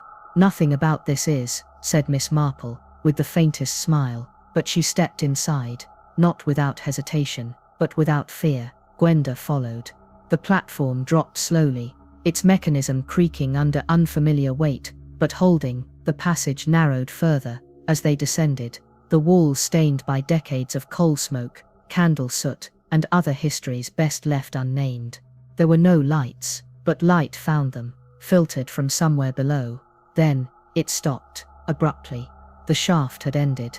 A hatch opened, and they were in another room, smaller, stone-floored, dustless, furnished with a table, 2 chairs, and a coat rack. There was no sign of modernity, no switches, no wires, no clocks, but on the wall hung a single mirror, and opposite the mirror, a coat, hotel livery, pressed, clean, and beneath it, gloves, black leather, laid out with care. Gwenda stepped backward. It was here. This is where he came from. After she screamed, Miss Marple moved to the mirror. She looked not at her reflection, but at what the mirror reflected.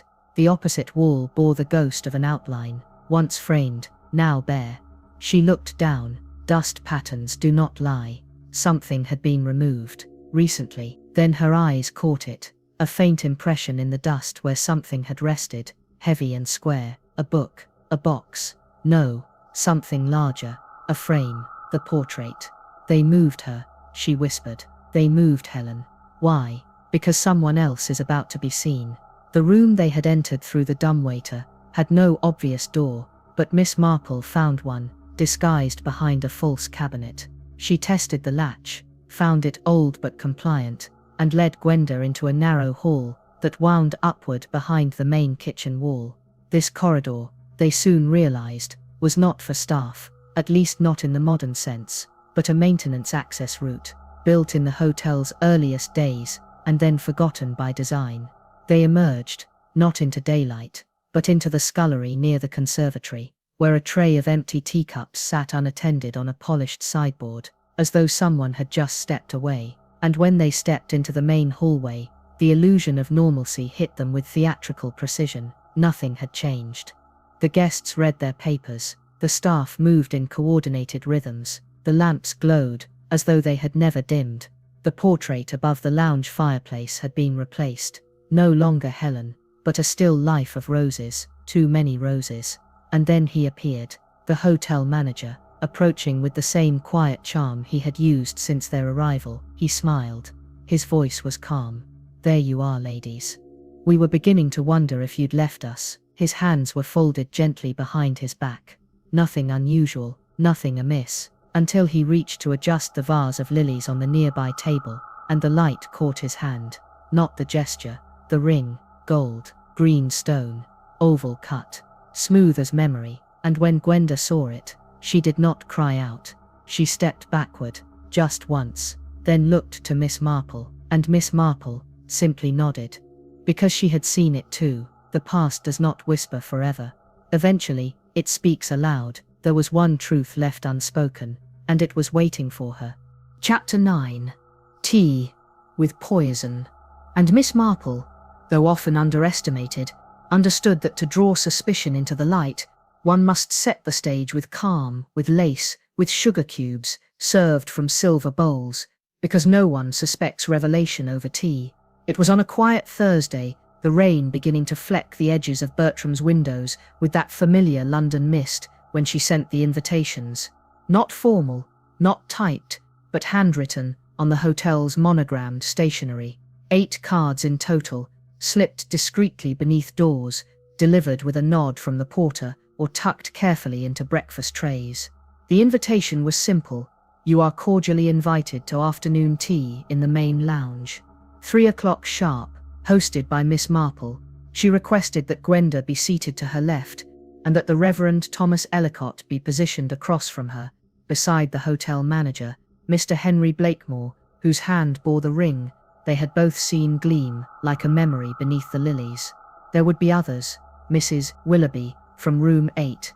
The woman who once claimed the wallpaper had changed colour overnight. Colonel Attenborough, recently widowed, who had been heard speaking softly to someone in his suite, who never answered, and the young maid named Clara, who was always first to the dining room, but never seen eating. The tea was set with precision. The pianist played a slower waltz than usual. The fire was lit. The air was filled with the soft clink of porcelain and the scent of Earl Grey and clotted cream. Everything, every gesture, every glance was carefully placed. For Miss Marple knew that the facade of civility was where secrets most liked to hide. Gwenda arrived precisely on time. She wore the pale green blouse she had found packed in a suitcase beneath her bed, one she did not remember bringing, yet which fit her perfectly. The brooch had belonged to Helen. It had not left her blouse since the night in the hidden room. She did not speak as she sat. She looked only at the cups. 8 cups, one for each guest, each filled, poured, passed with elegance by the hotel's newest attendant, whose name no one quite knew, and whose badge bore only the letter R. Miss Marple waited until all were seated. Then she began. "I must thank you all," she said gently, "for accepting my invitation. I thought it time we met properly. So many of us pass like ghosts in this hotel." A soft chuckle from Colonel Attenborough, a smile from Mrs. Willoughby, but not from the manager. He stirred his tea once, twice, clockwise. The priest, by contrast, stared at his cup, as if unsure he should drink. And Gwenda held hers in her lap, not sipping, watching. Miss Marple had watched every cup, every pour, every hand that touched the tray. She had watched the attendant labelled only R deliver the 3rd cup. Gwenda's, with a slightly altered grip, his fingers trailing longer on the rim than seemed necessary. She had said nothing. Not then. Timing, like truth, required patience. The conversation at the table remained light. It had to be. Suspicions are never sharper than when one forces small talk. "I believe the roses have begun to bloom early," said Mrs. Willoughby, staring toward the garden, though her teacup had not left the saucer. "Nature does not always respect the calendar," replied Miss Marple. "Nor does memory," added the Reverend, voice soft and even. His hands did not tremble, but his spoon, untouched in the saucer, reflected the fire's glow with nervous clarity. And then Gwenda raised her cup. She brought it to her lips, paused, sipped, not enough to swallow, just enough to wet her tongue, and her eyes changed. Not in panic, in recognition. The taste, faintly bitter beneath the bergamot, was not unfamiliar. It called back something older, a memory, a powder her stepmother had once warned her about, something used to quiet nerves, something never meant for children. Gwenda coughed, softly, once, then placed her cup down, and leaned forward. Her hand went to her stomach, then her throat. Miss Marple turned to her immediately. Gwenda, no answer. The room reacted in fragments. Colonel Attenborough stood. The maid, Clara, gasped. The attendant turned sharply, and then too quickly left the lounge. The manager remained seated, watching. Miss Marple called for water, slowly, calmly. No panic, but her eyes never left the manager, nor did Gwenda's. She slumped forward, not heavily, not theatrically, but just enough to reveal weakness, enough to tempt action, and that is when someone moved, not toward her, away. The Reverend stood and turned, and as he passed the corner of the lounge, his Bible dropped from beneath his coat. It struck the floor with a dull thud. Pages loosened, one slid out. Miss Marple rose and crossed the room. She picked up the book, and the page. It was torn at the edges, not by time, but by fingers. The passage from Corinthians, resurrection, rebirth. But the text had been obscured, not erased, scribbled over, a single name, written again and again in pencil, Helen Marsden, over the word resurrection, over and over, as if someone had needed the name to rise again. The Reverend returned, slowly. He met Miss Marple's gaze, then Gwenda's, and he said, as quietly as if to himself, "The child was meant to forget." Then he sat down, and said nothing more. The tea had gone cold, untouched. Gwenda sat upright again, not weak, but watching. Her act, subtle and controlled, had done precisely what it was meant to do. Someone had shown their hand. Miss Marple stood at the fireplace, now, the page from the Bible held delicately between her fingers, not outstretched, not accusing, but as if it were a note fallen from a theatre script, revealing something long omitted from the final performance. The lounge was quiet. No more murmurs of weather or roses. Even the pianist had stopped playing, and the Reverend sat still, hands folded on his lap, eyes cast downward. His breathing was slow, rhythmic, but purposeful, like a man trying to keep something buried from surfacing too quickly. The child was meant to forget, he had said. It echoed still, heavier than it had sounded, as if it had been spoken in many rooms before this one, and always with regret. Miss Marple moved to the Reverend and handed him the page. "Did you write this?" The priest did not answer immediately. Then, softly, and without raising his gaze, "I did not need to. I found it. It was placed there. The first time I stayed here, years ago. Why keep it? Because someone wanted me to know." "Know what?" He lifted his head. His voice was calm. "That she was never meant to leave, and the girl was never meant to remember." Gwenda's breath caught. Miss Marple did not press further. She turned instead to the table, where the teacups still sat, the service untouched, save one. The third cup, Gwenda's. She raised it gently to her nose. The scent was subtle, but wrong. Behind her, Clara the maid stepped forward, unbidden. She trembled, lips slightly parted, as if on the verge of confession. But then, the manager stepped beside her. His hand rested on her shoulder, light, polite, possessive.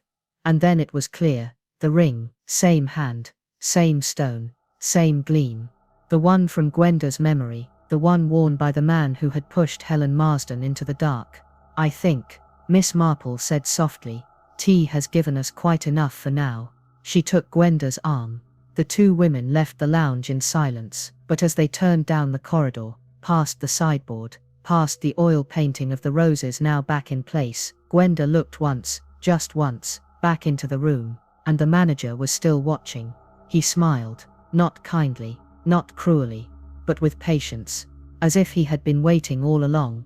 Back in her room, Gwenda unfolded the page again. The name Helen Marsden had been written over the verses so many times it had nearly torn through, but just beneath it, pressed faintly into the parchment, like the echo of a trembling hand, was another word: remember. Chapter 10. The Bertram Ritual. It is a curious thing, the way perfection resists time. It does not crack like paint, or crumble like plaster. It stands unchanged, not because it endures naturally, but because something enforces it, maintains it, insists upon it. And Bertram's hotel, from the polished doorknobs to the dustless sills, had always been just a little too perfect. Miss Marple had known from the start, of course, from the moment she stepped into the lobby and noted how the brass on the bell had been polished so frequently, it bore no fingerprints at all. From the way the staff all smiled the same way, courteous, quiet, but curiously rehearsed. From the soundproofed rooms, from the unchanged menus, and most of all, from the guests who never seemed to age.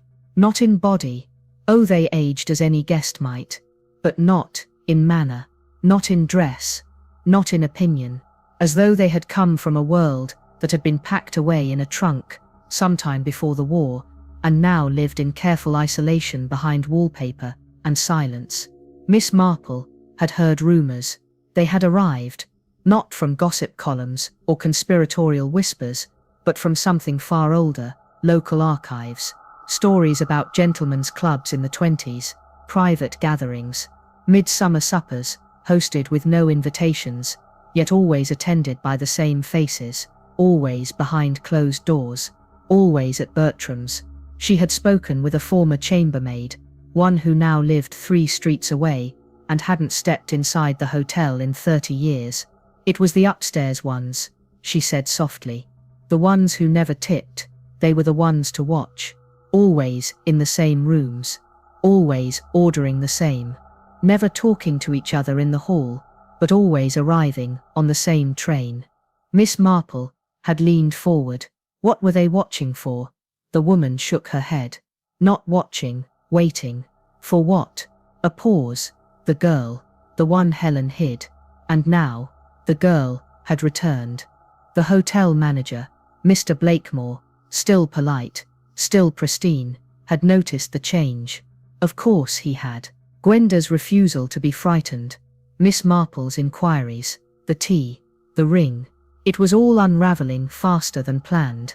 And so Miss Marple made her next move. She requested a tour of the service tunnels. The request was denied. She insisted. The manager's voice did not rise. Those passages are sealed, madam. For safety, some haven't been used in generations. Then I should very much like to see the dust, she replied. He said nothing.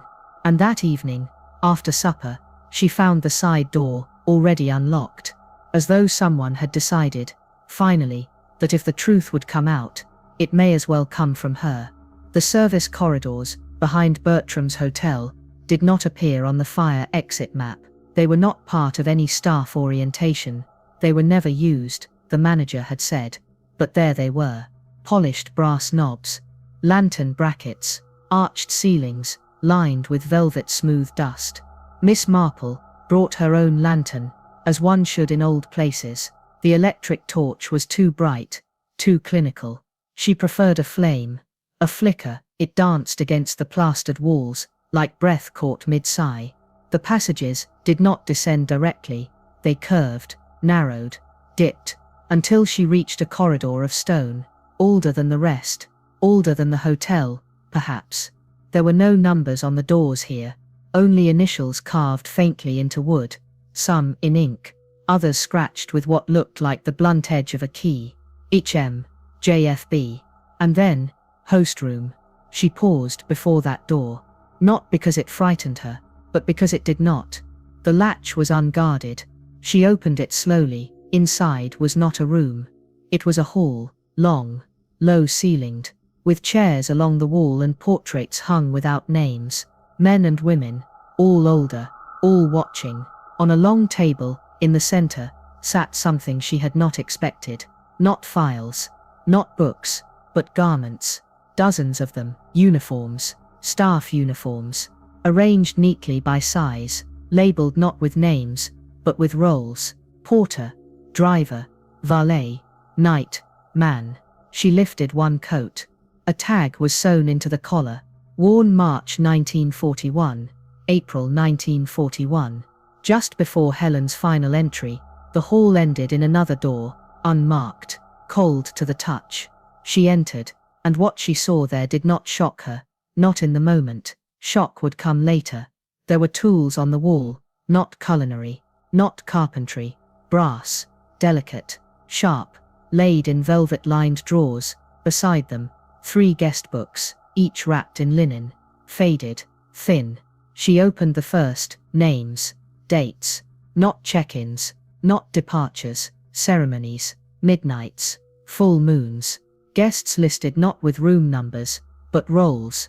One in particular repeated, the witness, and in the margin of one page, written not in ink, but pressed into the page with a graphite pencil. She remembered.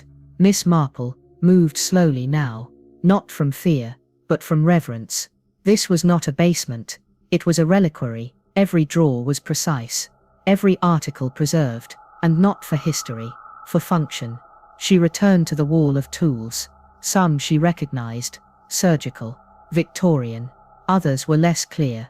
One had the shape of a compass, but with a flat, curved edge. Another resembled a fountain pen, but bore a glass needle. All were arranged in such a way as to suggest use, and all had been cleaned. Recently, on the far wall, a shelf held glass jars, sealed, unmarked.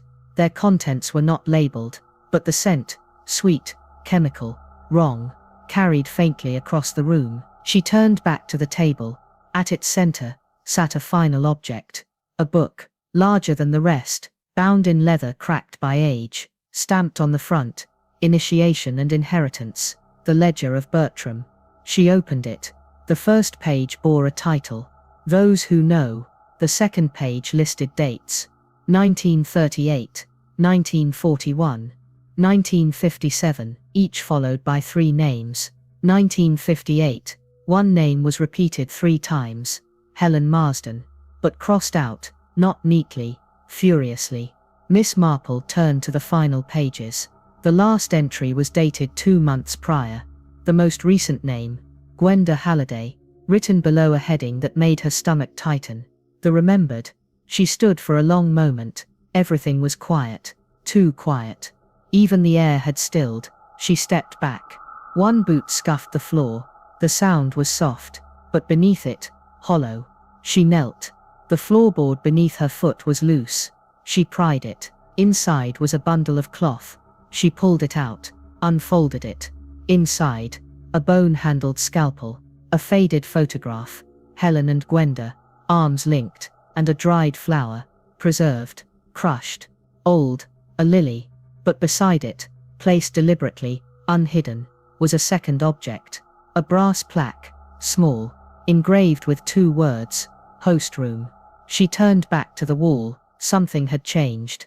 The portraits now reflected her lantern, but one frame was no longer empty.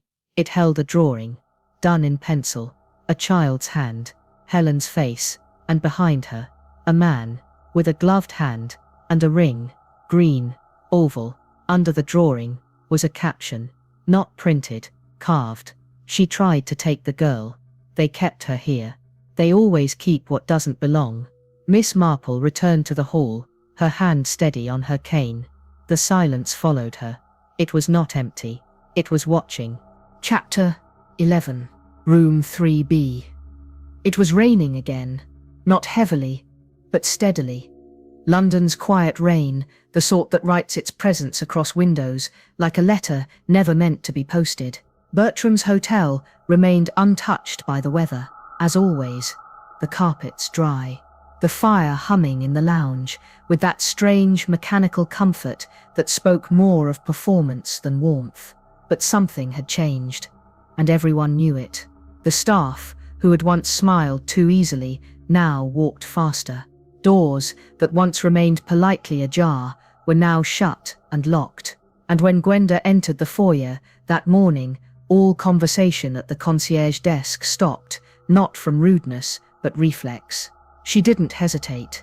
She stepped to the counter and asked, plainly, "I'd like to see room 3B. A pause. The man behind the desk, young, hair combed too flat, collar too starched, blinked twice. "I'm sorry, miss. There's no room 3B. She waited. "I was in it," she said, "as a child, and I'd like the key." Another pause. And then, in the sort of gesture that only feels unplanned when it is not, he turned, as if to confirm her claim, toward the board of room keys behind him. And there it was. Among the brass hooks, each engraved with numbers in curling serif font, between 3A and 3C, hung a key. Old, tarnished, marked plainly, 3B. He didn't move, he didn't touch it. And so she did.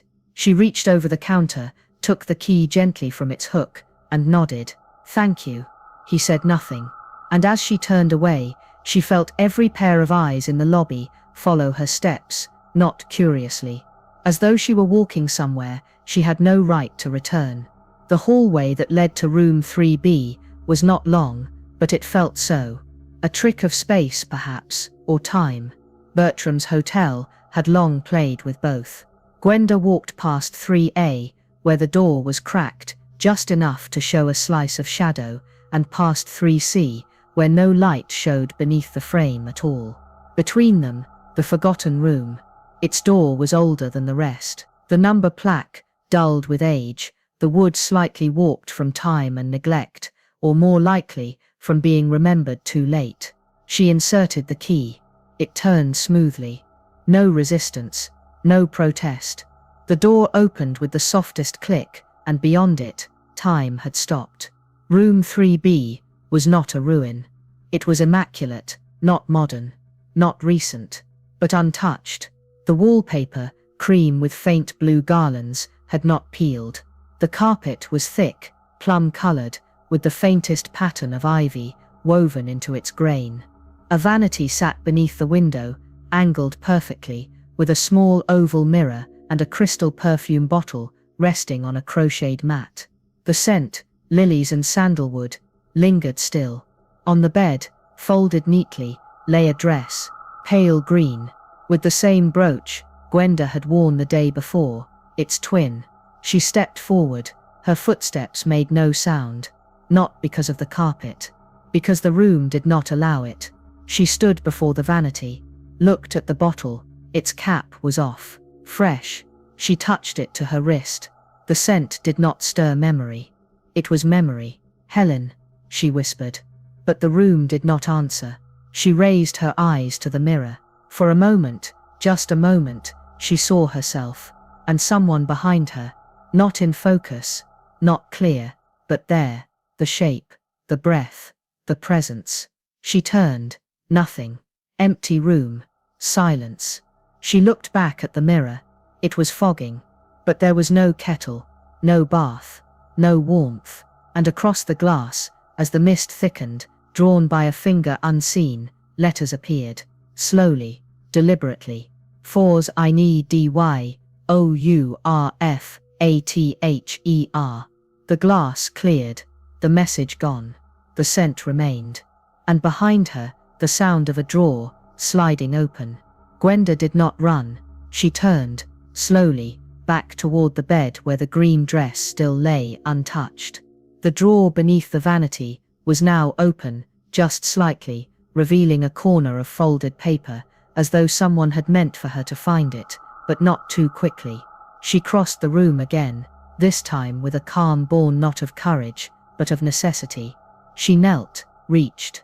The drawer creaked faintly. Inside, beneath the paper lining, scented faintly of lavender oil, was a single note, creased, faded, hand-torn from thicker stock. It bore no envelope, only ink. A line written quickly, urgently. "If anything happens, it's him. You must protect her. He wears the ring now. And below that, you know his name. I cannot write it. No signature, no date. But the handwriting was Helen's. Gwenda knew it, as she knew her own. She folded the paper slowly, placed it inside the diary she carried in her coat. She turned once more to the mirror. The fog had cleared, only her reflection now. But the perfume bottle had moved, slightly, shifted toward her, as though nudged by someone passing. She placed her fingers gently around its base, cool to the touch, and then, without knowing why, she checked the floor beneath the bed.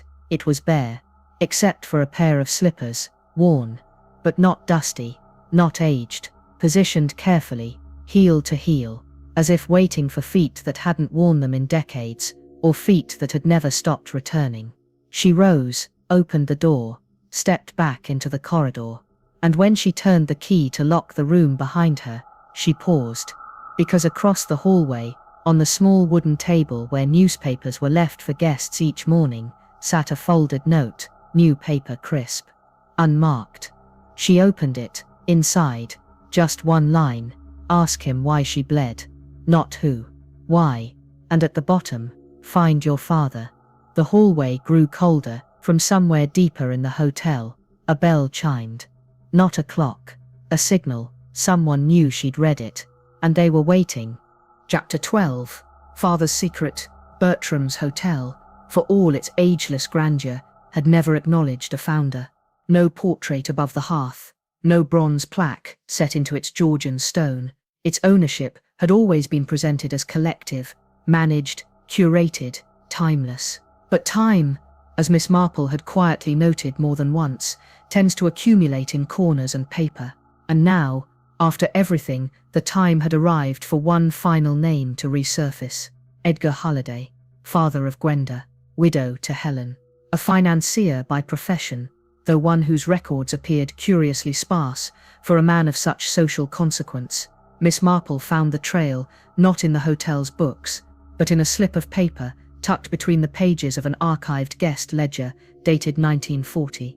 The paper itself was blank, save for one address, scrawled hastily in blue ink, a London townhouse, narrow, unassuming, vacant. It had been sold a year after Helen's disappearance, a year after Edgar Halliday's death, An accident, they had said. Train platform, slip, unseen, ungrieved. No inquiry, but inside that house, behind a false panel in the study, where one would have expected family Bibles or war medals, was a drawer, locked, not with a key, with a mechanism. And behind that mechanism, a desk, untouched. Miss Marple was not the one to find it. Gwenda was. She stood before it, with quiet disbelief. She had not been back to this place since the age of 7.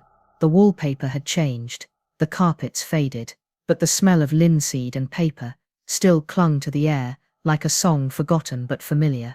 The drawer did not resist her. The mechanism responded to the pressure of her fingers, as if it had been waiting for them. Inside was one letter, folded, unsealed, a name on the outside, to be read only if she returns. She opened it. The handwriting was her father's. Helen knew. She told the girl. They will come for her too. There's a room below the west wing. They said it was only ceremony. I believed them once. I don't anymore. Forgive me. No signature, only a date. 1 week before his fall, or his push. The letter had no conclusion. No love always. No farewell, only confession. And in its abrupt ending, there was something more chilling than guilt. Urgency. Her father had written it, not as a man seeking redemption, but as one trying belatedly to warn. Miss Marple folded the letter back into its creased envelope, then tucked it inside her sleeve. It was not time to speak of it. Not yet. Not until she was sure who was still listening, for the silence wasn't empty. It was watching. Back at Bertram's, Gwenda returned to the lounge. The others were there, each in their places, as if posed by invisible hands. The pianist played a nocturne too slowly. The lilies by the fire had been changed again, fresh, white, and wrong. But the priest was gone. She found him on the terrace, standing alone beneath the gaslight. His collar was askew, his Bible missing. He did not turn when she approached. You knew her, Gwenda said. He nodded. Before she came here, before she married my father. He nodded again. Why didn't you say? A long pause. Because names are erased here, he said softly. You saw the page. You saw her name, scribbled over resurrection. Because it wasn't hers. She frowned. What do you mean? The priest turned to her, finally. His eyes were not frantic. They were mournful. Helen was meant to be a vessel, not a witness. That was her agreement. They let her marry. They let her have the child. But when she remembered, when she started writing it down, they couldn't allow that. Gwenda's throat tightened. My father. The priest looked away. He thought they would stop at her, that the girl could be protected. But she couldn't. No, he said. Not once she saw the ring. And then before she could ask more, the bells rang. Not the clock, the hotel's internal chime. 3 notes, low, dull, final. The priest's eyes widened. That's not the hour, he whispered. He turned, and walked quickly, too quickly, back toward the West Hall. Gwenda followed. They passed no guests, only doors. At the end of the corridor, one stood ajar. Not room 3B, not the host room, the vestry, where the priest sometimes sat alone. Inside, silence, and then his shape collapsed, his Bible on the floor, and in it, a bookmark he had never placed there. Another page, ripped, ink-stained. Helen's name again, scrawled this time over the word witness, and beneath it, in pencil, one truth left unspoken. There was no mark on his body, no bruise, no wound, no disarray in the room, only the stillness. His head rested against the side of the chaise, as if he had simply fallen asleep mid-prayer, but his hands no longer clasped anything, and the pages of the Bible, he'd once guarded so closely, lay scattered across the rug like autumn leaves no one had raked. Miss Marple arrived moments later, having followed not the sound, but the absence of one. For in Bertram's, noise was less suspicious than quiet, that wasn't planned. She took in the scene with one long look. No tears, no panic, just calculation. She knelt gently by the fallen clergyman, adjusted the line of his collar, and closed the open book. Then she said, very softly, they knew he'd speak. Gwenda stood by the door. The message, scrawled in pencil over the torn page, was still clutched in her hand. The name beneath Helen's, drawn in hurried lines, as though added in a moment of final panic, had been nearly lost in the fold of the page. She unfolded it fully now, and read it aloud. Marston. Miss Marple looked up, her eyes narrowed, but not in surprise. Your father's former business partner, she said. He visited the house often. I remember, and he never left Bertram's. He still lives here. Miss Marple nodded. Room 6, overlooks the garden. No one checks in there, but someone is always there. Does he know I've remembered? He knew the moment you asked for room 3B. The room seemed to contract, walls closing in, air thickening. The silence wasn't empty. It was watching. Miss Marple rose. We mustn't run, my dear, she said, placing a gentle hand on Gwenda's arm. Running is what they expect. What do? We let them come. Why? Miss Marple gave the faintest smile. Because this time, the girl has remembered. She looked down at the priest once more, then at the still open Bible, tucked beneath its spine. Barely visible beneath the curve of the leather binding, was one final slip of paper, a page, not from scripture, from Helen's journal, 3 words, underlined twice. The father chose, and at the bottom, she was never meant to forget. Chapter 13. The final guest list. The front desk at Bertram's hotel had always been more theatre than function. The inkpot was never used. The register was opened often, but nothing was truly written. The concierge stood ready at all hours, yet no one ever truly arrived, and those who left were rarely seen with luggage. It was performance, seamless, polished, rehearsed. Miss Marple had been watching it for days. Now at last, she stepped behind the counter. She did not ask permission. She did not need to. The staff, those who remained, watched in silence as she pulled down the keyboard, revealing not hooks, but levers, not labels, but initials carved into copper plates, long faded. Each one corresponded, not to a guest, but to a number. And each number, when pressed, unlocked a file. Not electronic, paper, filed alphabetically behind a panel that swung open with a soft sigh. She pulled 3 files at random. Henry Blakemore, the manager. Real? Not quite. No birth certificate, no tax record, only a photograph. Dated 1946. Identical to the man who now stood at the end of the corridor, adjusting the lilies in the silver vase. Clara Dorsey, the maid. Hired 1981. Yet in her staff photo, she wore a dress that hadn't existed since 1952. And then, GH, no surname listed. No position, just reserved. Confirmed. Exempt. She looked up. The lounge, once filled with quiet murmurs and carefully staged piano, now sat empty. Only Gwenda remained. And in her hands, not a teacup this time. A folded document, pulled from the storeroom ledgers Miss Marple had once found bricked behind the wall. It's me, she said. My name. Miss Marple approached. The paper was thin. Onion skin stock, typed in faint, worn ink. A guest list, for a date 27 years prior. Confirmed arrivals, March 12th. Helen Marsden, room 3B. Accompanying GH, age 4 months. Return visit, pre-booked, March 12th. 2 decades hence. Gwenda looked up. They booked me, before I could speak, before I could choose. Miss Marple nodded slowly. Because they knew you'd remember. She paused. You were never just brought here, my dear. You were meant to come back. The ledger in Gwenda's hands was not a guest book. Not truly. It was a prophecy, typed in carbon ink, replicated in triplicate, filed decades ago, and left to ferment behind a wall, not for forgetting, but for ensuring return. It bore no cancellations, no corrections, just certainty. Miss Marple studied the page. They always knew you'd come back, she murmured. It was not coincidence, it was ritual. The word hung there, not as accusation, but diagnosis. And the staff, once so adept at disappearing at the sound of her approach, now lingered.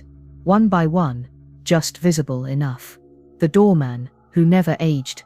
The maid, whose accent shifted, depending on the day. The porter, who never once had dirt on his shoes. Miss Marple laid the files on the reception counter like cards at a séance. There are no surnames, she said. Only roles, recast as needed. She turned to Gwenda. This hotel does not hire. Its summons, a silence fell. Then footsteps, measured, polished. The manager approached. "You've done quite a bit of digging, Miss Marple." She turned. He smiled. Not many guests look behind the curtain, and yet she replied. Curtains were made to part. He gestured toward the sitting room. "May I offer you some refreshment?" She hesitated. "You never offer tea, Mr. Blakemore. You serve it without asking. Call it courtesy. Call it protocol." Still, she followed. She was not careless, but she had learned that the only way to be certain of a trap was to step into it. They sat across from one another. The tea tray arrived, poured by Clara. 2 cups. Identical, except hers was clockwise. Poured second. A small detail, but one meant to confuse memory. Marple lifted it, sipped, and watched. The manager didn't drink. He watched her. The flavor was not wrong. Not bitter, but flat, dimmed, muted like sound in deep water. She set the cup down, said nothing. 10 minutes passed, then 15. And then, her hand trembled. Just once, not from age, from withdrawal, of self. Gwenda returned to the lounge exactly 30 minutes after Miss Marple had followed the manager. She expected to find her seated, expected to hear that sharp, subtle voice dissecting politeness like a scalpel through cloth. Instead, the chair was empty. The teacup, still warm, rested on the saucer, but the second one was gone, removed. Without trace, she called for Clara. No response. She asked for the manager. He was away from the desk. She requested housekeeping, busy with turndown, and suddenly, Bertram's felt smaller, not cozier, but closer, as if the walls had drawn breath and were now listening more intently than before. She stepped behind the counter. The files were gone. The levers retracted. The hook, labeled 3B, was now bare, and where the register once sat, carefully, always centered, there was only a single piece of folded linen. Her monogram, GH inside it, a slip of paper, handwritten. 6 words. She asked too many questions. Beneath it, a strand of grey hair, curled delicately. Still warm. Gwenda did not cry. She did not shout.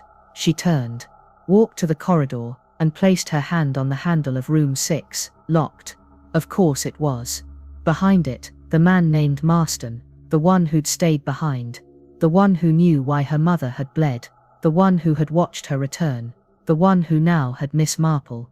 She looked down the corridor once more, and saw for just a second, the faintest figure at the far end, a silhouette, holding a cane, then gone, vanished, not taken, withdrawn. But behind her, something had shifted. The mirror in the foyer, for the first time since she'd arrived, reflected only her. Chapter 14. The truth, in the walls Bertram's hotel, was always warm, even when London was not. The fireplaces never ran out of wood, and the coal never blackened the grates. There was always flame, always a hum of heat that neither scorched nor soothed. Not until now.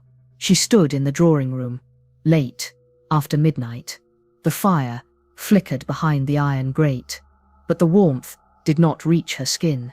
She had begun to notice that the flames made no sound, no pop of sap, no settling of coal, only motion, perfect and contained, like a scene behind glass. She leaned closer, and it shifted. Not the fire, but the frame. A faint breeze, cold, slipped past her cheek. There should have been no draught. She dropped to one knee. The hearth was edged in carved tile, but one panel, beneath the mantle's left leg, was misaligned by less than a centimetre. She pressed it. It moved, not inward, upward. The fire went out. Immediately, entirely. No smoke, no ash, just silence. And behind the soot-dark wall, a click. The fireplace did not house a chimney. It housed a door, and now it opened. Behind the grate was not soot or brick. It was stone, and beyond that, blackness. Not emptiness, blackness with weight. A staircase descended into what had once been the hotel's foundation. Not a flashlight. Too harsh. The old oil lamp from the corner shelf lit with a match from the abandoned breakfast service, would do. She stepped through. The air changed, colder, denser, smelling of dust and film and time that had tried to forget itself but failed. And as she descended, her hand trailing the wall, she found the first inscription, Archive 1, Witness Copy, and below that, Do Not Screen Alone. She kept walking. The stairs narrowed, then flattened. She emerged into a chamber, not cavernous, but deep, wide enough to feel like a room never meant to be spoken of. The ceiling was low, the walls lined in shelves, files, boxes, canisters, some dated, some labeled, others marked only with glyphs she could not decipher. A projector sat on a table, old, functional. Its casing was worn where fingers had gripped it again and again. Beside it, a stack of reels. The top one read simply, Helen, 1941, 3B cam. There was no hesitation, only breath, and the turning of the reel in her hands. She threaded it into the projector, as she had once done with home footage. Her father used to show beach holidays and birthdays. Helen never smiled in. She switched on the lamp. The reel began. Flicker, scratch, fade in. The image was grainy, but the figure was clear. Helen, dressed in her pale green, in room 3B. She stood before the mirror, brushing her hair, turning, now and then, as if hearing something. The date burned faintly in the corner. April 6, 1941, the final entry in her diary. The door behind her opened, not fast, not forcefully, just opened. A man entered, face obscured by the frame, gloved hands. She turned, a brief exchange, no sound, then movement, fast, jarring. He reached, she backed away. He stepped forward, she stumbled, and then, a flash of metal. She fell, off frame, not downstairs, but to the floor. The man adjusted his cuffs, turned, stepped into view, full profile. The butler, as he was now, exactly, unchanged. The film froze, and a title appeared, typed, mechanical, final recording, then another. You're next, Gwenda. The reel ended, the projector continued whirring, but there was no more film, only the sound of tape flapping, and behind her, a breath, not hers. The reel had stopped, the room had not. The air inside the archive now felt impossibly close. No shift in temperature, yet denser, as though the room itself was listening, waiting, absorbing. Gwenda turned slowly. The breath behind her, whether imagined or real, had changed the space, and the silence, once static, was now electric. She did not scream. She took the reel from the projector, wound it back with shaking hands, slipped it into her coat pocket. The lamp sputtered, once, then recovered, and with the faintest creak of aged stone, she turned toward the stairwell.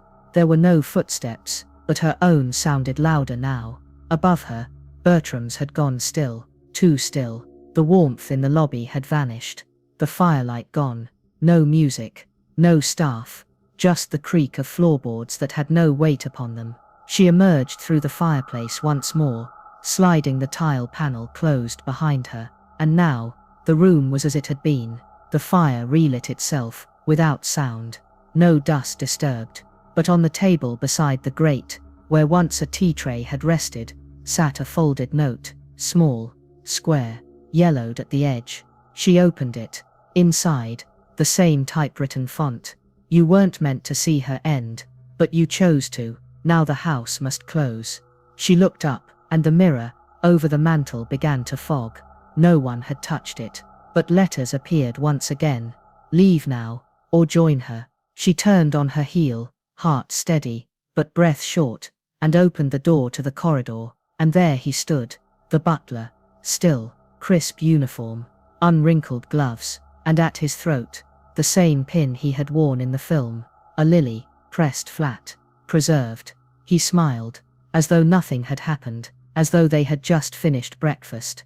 Gwenda said nothing. He stepped aside, inviting her to pass. She did, but not quickly. She walked calmly, because panic was not what they wanted. They wanted fear. They fed on dread.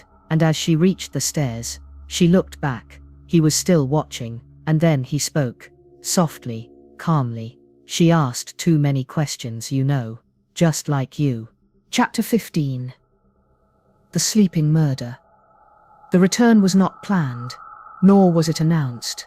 But when Miss Marple stepped through the front doors of Bertram's once again, it was not with suspicion. It was with purpose. She had not come alone. 2 detectives accompanied her, plain clothes, metropolitan, curious perhaps, but skeptical. They had not wanted the case. It had no official file, no formal accusation, merely a note from a respected woman of a certain age, stating, "Something here has remembered what it ought to have buried." She did not lead them to room 3B. She led them to the west wing, to the cellar, to the garden. But by then, it was too late. There was no archive, no reel, no altar beneath the stairs, only bare rooms, empty stone, shelves without dust, walls with fresh paint, a furnace that ran, now with a new hum, a hum tuned to erase. The manager was gone, so was Clara, so was the butler.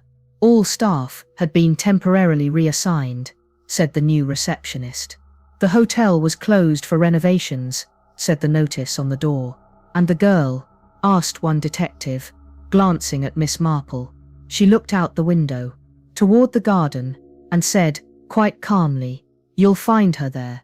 She had gone quietly, not out of surrender, but exhaustion, down the rear steps, through the stone gate, toward the last hedge on the south lawn, the place where lilies bloomed year-round, not planted, maintained. She knelt, not because she fell, but because she understood. Her hands reached forward and pressed into the soil. She dug with her fingers. Beneath the roots, something solid, wood, painted green once, now pale with time. She scraped at it. A box, small, child-sized. She lifted the lid. Inside, wrapped in cloth, a brooch and a lock of hair. Still auburn, still curled, and then, behind her, the faintest sound. Not wind, not voice, but the weightless presence of someone once buried, now stirred. She closed her eyes and whispered, "Helen."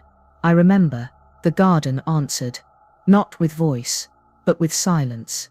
A silence that had not slept in years. The police were polite, courteous, but not committed.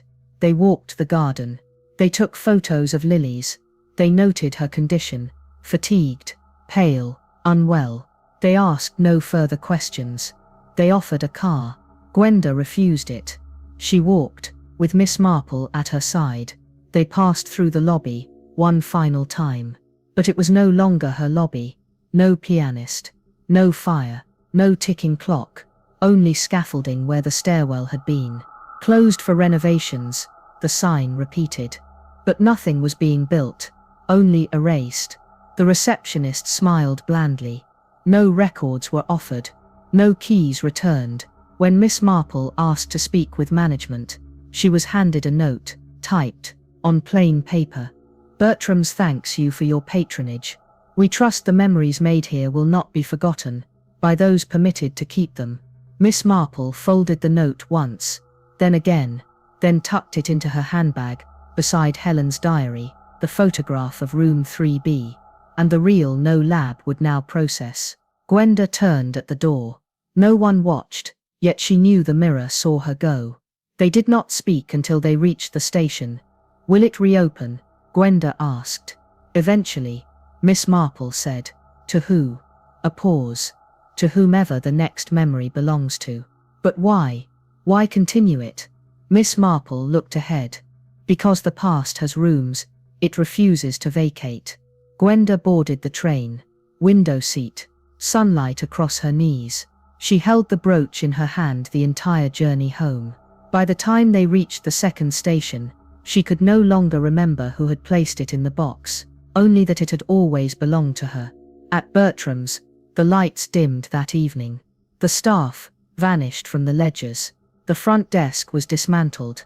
The garden was fenced, and the lilies, they remained. Some things do. Time passed. How much exactly was unclear. The hotel's records, what little remained, showed a gap. 17 months without entry. Then a single line stamped into the register. Reopening. Private booking. Room 3B. P arranged. There was no advertisement. No letterhead.